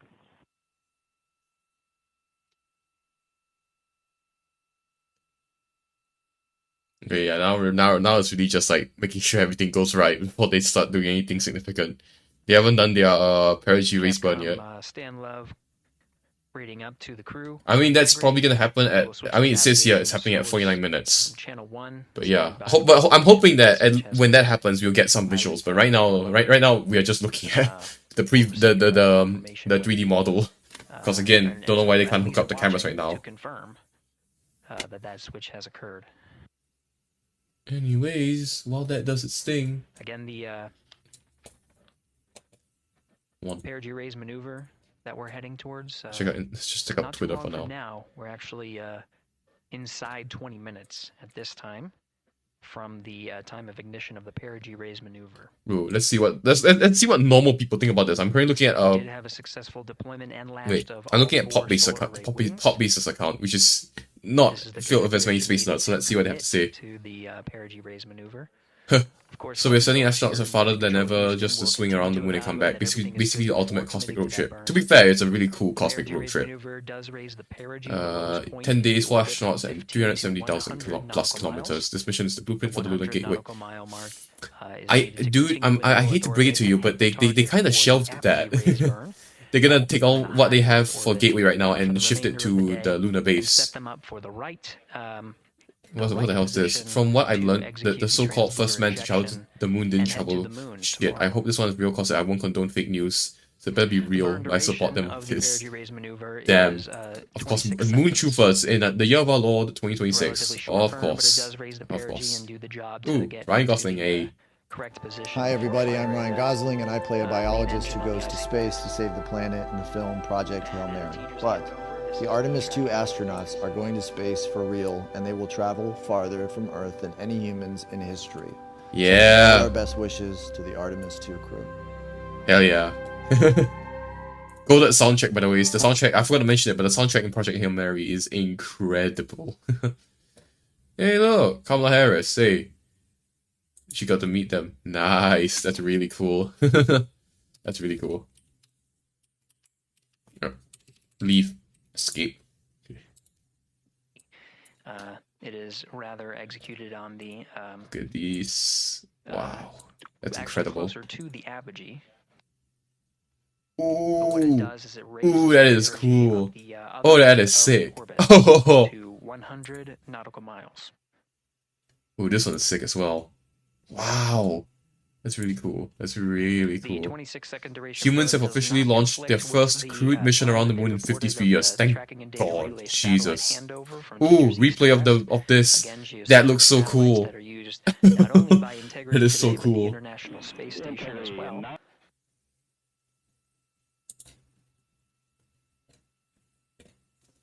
What the hell is that? Screen of moon. What the hell? Where's this from? I feel like I've seen this before. That time of handover is 51 minutes, 26 seconds. What the hell is this? Plenty of what that margin, is. Before the perigee raise maneuver. Everyone's watching. Oh hell yeah, Apple TV. For All Mankind. What's it called? Invasion. This one I don't know. I forgot what that one is. This one is Fly Me to the Moon. The movie on Apple TV Plus. For that 100 nautical mile perigee target mark. Sure, we went there before, but did they have a life distance to moon graphics in the 60s? No, they bloody didn't. Yeah, can you imagine? Like in the 60s, like a lot of people only tune into the TV broadcast, which didn't have a lot of infographics, and even more people listened from the radio. Along on our coverage, we will continue to follow and to cover. So it's probably hard for people back then to like visualize, especially those who have no interest in space. Well, actually, we'll continue to cover the mission 24/7. What's this? The race for space. What's this? Good morning. Public service broadcasting. Shortly And now that Is this an actual song you can a find? What the hell? deployment Okay. has occurred on NASA Okay, Plus Kojima. I'll and, check out the song. I trust Amazon your Prime. opinion. Again, we will Staging, continue coverage 24/7 Elias at the Judison. NASA YouTube channel. Cool. For those that want to see all of the upcoming milestones, there are select times where we will be coming back to NASA Plus and other streaming platforms. You can go to nasa.gov to find the latest on when to find those activities. Mm-hmm. Given that this is an operational mission, we do want to make sure that we are Ooh, look at that. Look at the launch from a satellite in space. God damn, you see a streak. Wait, hold on, let me pause it. on what's happening in that. space. That's so cool. Victor Glover, Christina Cook, Ooh. and Jeremy Hansen. Oh, all these like private photographers taking photos of the launch. That looks incredible. Holy shit, I'm gonna retweet that. America. Inside integrity at this time. Again, America. wings have deployed Raw. the, And they're gonna put the to its wait, burn attitude ahead of the emojis. execution of the perigee raise maneuver. Eagle. Overseeing these steps is primarily done by Commander Hell yeah. Wiseman and pilot Victor Glover. Can I use you? Yeah, yeah. Specialist Christina Cook and Jeremy Hansen focusing on There. some of the Then system activation America. inside of Orion, namely Yeah. environmental and control and life support systems. The activation and checkout of some of these critical systems are very important to continuing on the mission, making sure that those systems Astronaut types the most secure pin known to man asked to leave space agency. Wait, what's the pin? What's the pin? provide the necessary What's the pin? Hold on. environmental and control needs of the crew with humans on board. You saw that? What was it? It was like 3939, I think. What's the pin? Watch that again. Play that back one more time. You need the stylus as well. 3939. That is crazy. Wait, I don't think you guys got a good view of it. Do you guys see it? Wait, hold on. Look, watch this. Look at the pin. 3939. That's insane. Incredible. Wow. TIG is 2 seconds earlier at 4 minutes, 48 seconds. TIGO unchanged at 26 seconds. 49, 48, TIGO 26. And someone says here, legitimately the single most mind-blowing thing I've ever watched live. My only complaint was that for some reason the audio on the live stream sounds like it's softer than it should be. Because, I mean, it visually was incredible, but it didn't have that boom, that oomph, that sound, you know, that... But I think NASA Spaceflight had a better audio setup, and when you hear it, it's way more of a boom. Wait, hold on. Let me go to them right now. 13 minutes from the time of ignition of the perigee raise maneuver. That time updated to be 2 seconds earlier. They had a much better audio for that. Seconds of mission elapsed time. Yeah, yeah. Here comes the deluge. Ignition of the RS-25s. Ignition of the boosters and liftoff. Artemis 2 is off and away. Let's go to the moon. Incredible. Absolutely stunning.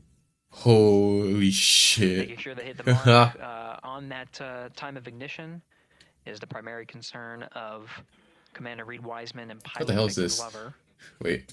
Mission Specialist Christina Cook and Jeremy Hansen inside. We got a lucky peanut sending our well wishes to the NASA Artemis crew. You are doing the mightiest things, and the best you have to offer is a container of peanuts with JPL branded on it. That's great. At this time, all 4 crew members are wearing the launch and entry suits.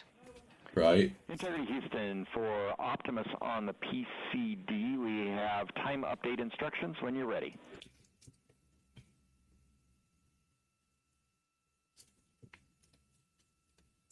God, this looks sick. All these are awesome. These are awesome. These are awesome. Incredible. Wow, wow, wow, wow, wow, wow, wow, wow, wow, wow, wow, wow, wow, wow.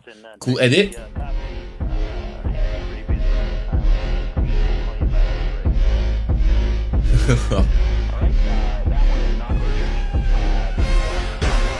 Rise together, back to the moon. Okay, I better mute this in case this is copyright. I better mute it. I don't know, but cool edit, nonetheless. Yeah, look at that. Pilot Victor Glover Wow. confirming that maneuver. This is pretty much the difference. Yeah, Apollo 8. Yeah, Apollo 8 was also okay, but by the way, Apollo 11 was when we landed on the moon.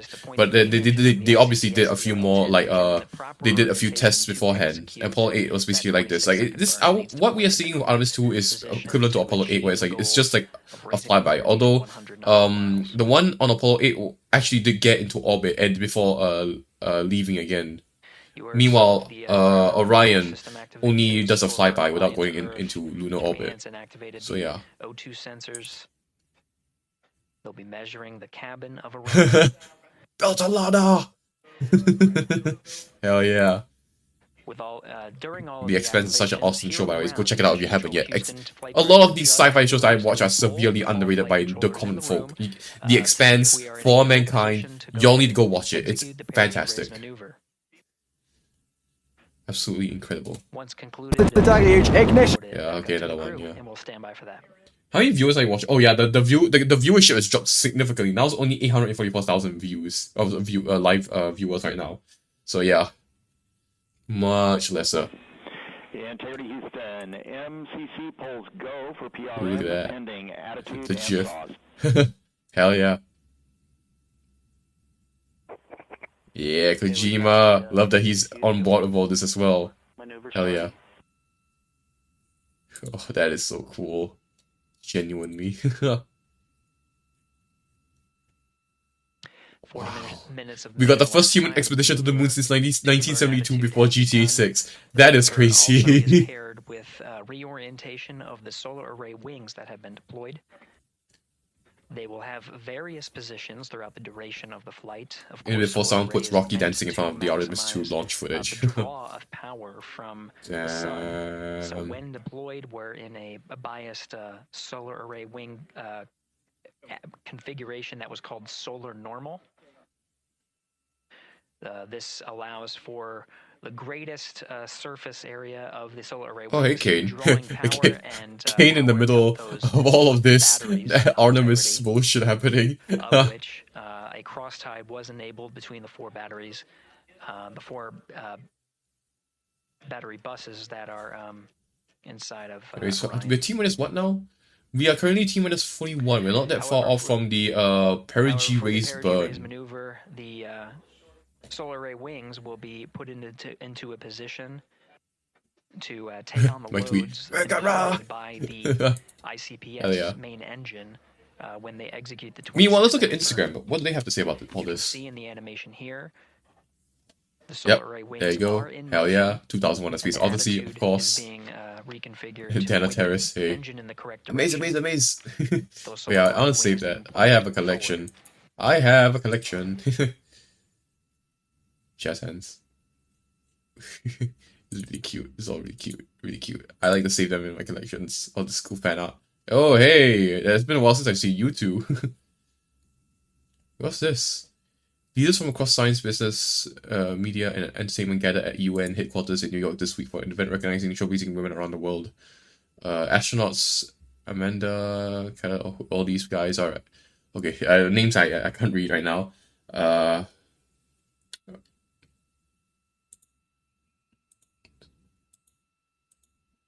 Is this something like women's dating? You're getting a live look inside. I don't know, the not too sure, but Artemis that's 2 cool mission, nonetheless. UN, flight yay. control room. The team you see here That's really oversaw cool. the Wait, and ascent Deltarune. of our four astronauts inside Integrity. Hey, I didn't expect to see your face here in the midst of all this. Okay, I was maybe not going to Instagram. Instagram is filled with mostly normal shit. This room will be Yeah. occupied 24 hours a day, 7 days a week. Someone with called Artemis on their crews flight. on 3 shifts, Oh, to, that's sick. oversee 24/7 operations of Artemis 2 while in flight. That is We will incredible. cover that live on NASA on the Wow, NASA YouTube channel. that is so cool. That is really, really And we'll cool. be covering that around the clock as we begin to wrap up our coverage here. I think we all have grown a little spoiled by SpaceX team's launch live stream. Yeah, don't get me wrong. Like, Elon Musk is a shitty person and everything, but you can't deny that the stuff that SpaceX does, on the other hand, is really cool. Especially these shots of Starship. It looks so goddamn cool. Look at that. For now, we'll say Like, farewell. yeah, I want to make it clear, guys. Like, Elon Musk is not great, but you can't deny that the company that SpaceX does some absolutely incredible stuff with their engineers. Like, they are able to pull off some incredible feats. So yeah. It's a pleasure to be a part of this historic mission that started right here at Kennedy Space Center. Wow, the launch from your front door. That is incredible. Can you hear it from there? We here at the Kennedy Space Center are about to wrap No, our broadcast. not really. We'll, of course, though, have 24/7 coverage with our colleagues at Johnson Space Center starting as soon as we sign off, so don't worry. You're not really. Can't really hear it. I think I'm quite far away, but yeah. Of their nearly 10-day journey to the moon and back. Nicole, I'll definitely be watching it. Yes, of course. You know, Wait, just started, is this right? an actual photo captured? This was It almost looks like a render that they put through like a photo filter or something. That looks incredible. So we're excited to see what they have to do. Same that. Excited to test out the Orion spacecraft. This is a test flight after all, and we're excited to see what we can learn from this mission. Very humbling. Oh my god, yes.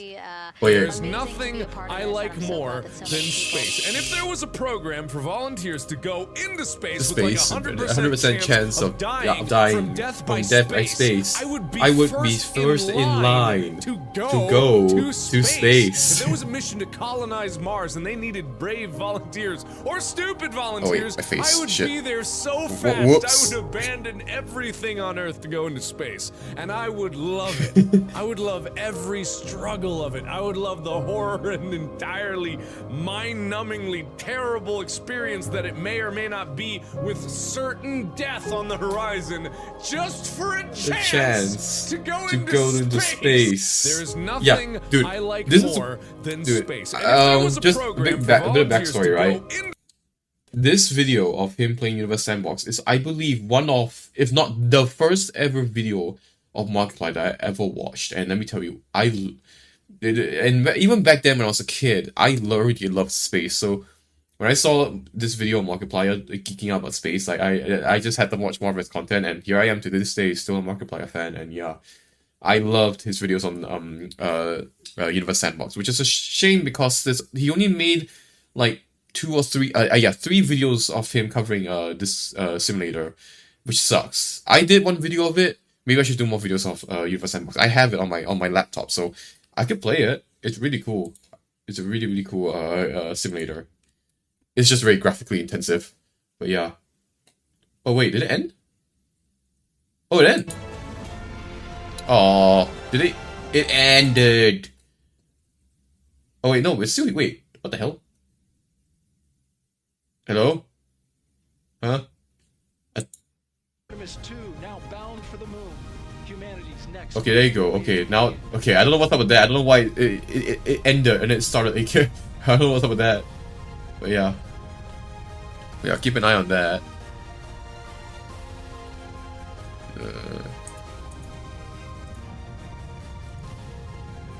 Oh hey, Ryan Gosling again.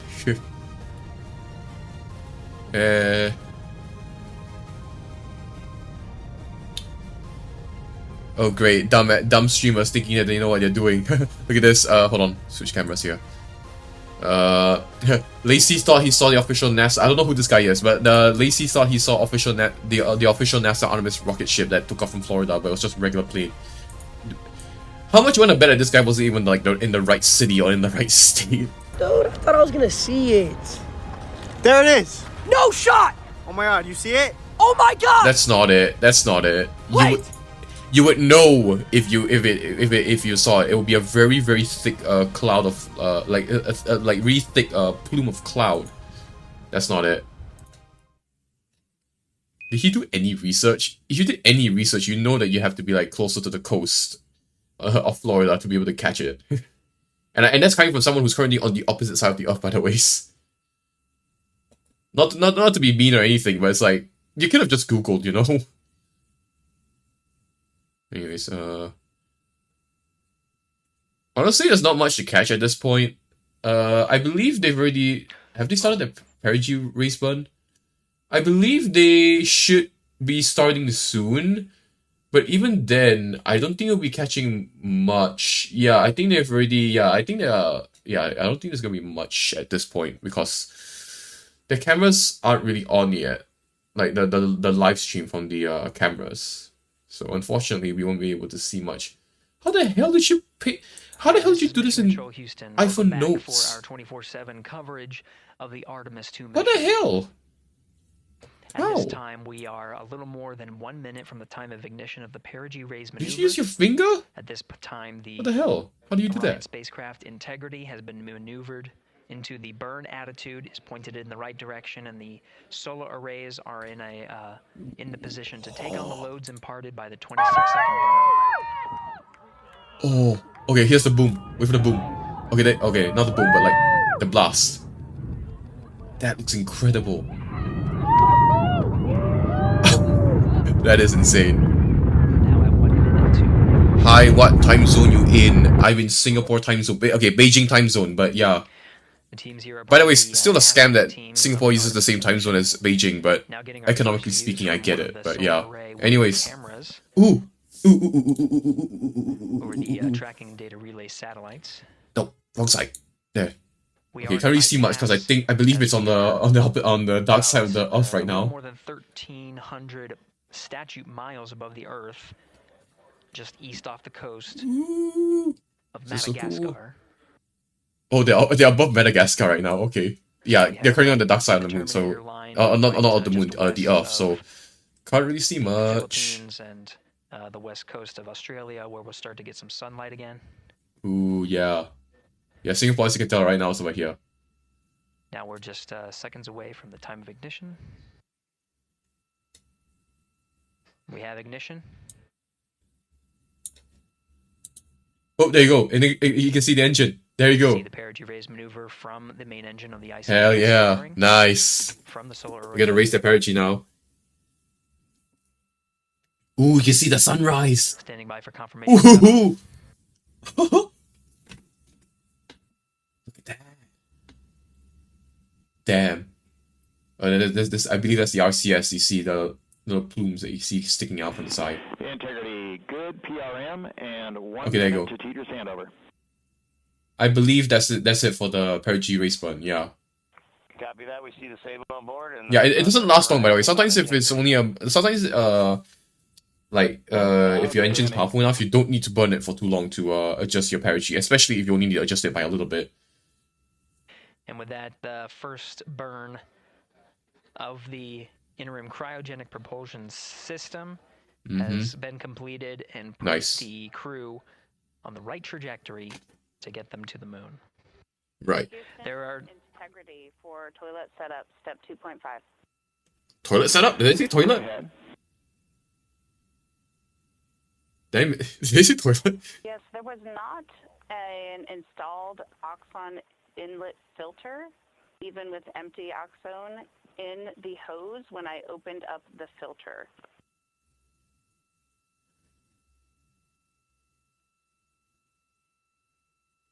Oh yeah, by the way, they have a proper lavatory now on the Orion. It's no longer some weird like suction thing. Like some they have a proper like lavatory, a private one. I think. I believe it's I don't know, but they have a lavatory. But yeah. Okay. From this point onward, there isn't gonna be too much going on. The next thing is gonna not too much for us that we can see. Because right now they're gonna be doing a few more checks to make sure everything is nominal. Then at a T plus 1 hour 47, they'll do their apogee raise burn, and then at T plus 3 hours 24 minutes, they'll do the Orion will separate from the ICPS, and then they will proceed to do their proximity operations demo, which is essentially just like a flight test of Orion, which will make use of the ICPS as the target. And then Orion would then burn her engines at T plus 4 hours and 52 minutes, and the ICPS would then be disposed of, and the CubeSats will be deployed at T plus 5 hours and 4 minutes. Then another perigee race burn at T plus 13 hours and 44 minutes, and then at T plus 25 hours 37 minutes, that will be the official translunar injection burn.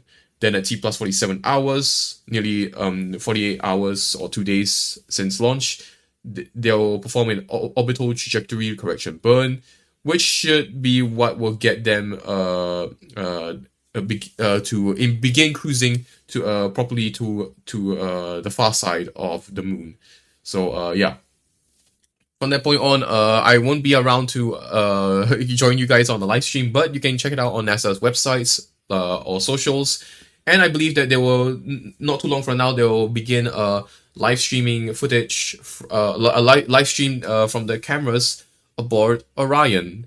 So just like what they did with Artemis 1. So yeah, make sure to check in on their socials. And on Twitch as well. They'll also be streaming on Twitch. So you can say, chat, is this real? As Orion is approaching the moon. So yeah. Anyways, yeah. This has been a very, very incredible live stream. Certainly much better than the one that I did for Artemis 1 all those years ago back in 2022. And it's so great to be able to be here now, older, a little bit wiser, but now here to witness Artemis 2 with people on it now. Now cruising towards the moon for the first time in more than 50 years. An incredible milestone for all of mankind. Not just America, not just Canada, not just Europe, but all of us. Because this is the first step towards permanent human presence on the moon and one day on Mars. And that will really make us an interplanetary species, or just a species that is no longer limited to planet Earth. And it's an incredible achievement, and I'm so grateful that I'm able to witness this today with you all, whether it be through the live stream or through the VOD. So I hope you enjoyed this video, or rather this live stream or this VOD, and I'll see you guys in the next live stream, whenever that may be. So yeah, this has been an absolutely incredible journey, and yeah, I'll see you guys in the next live stream. Bye bye.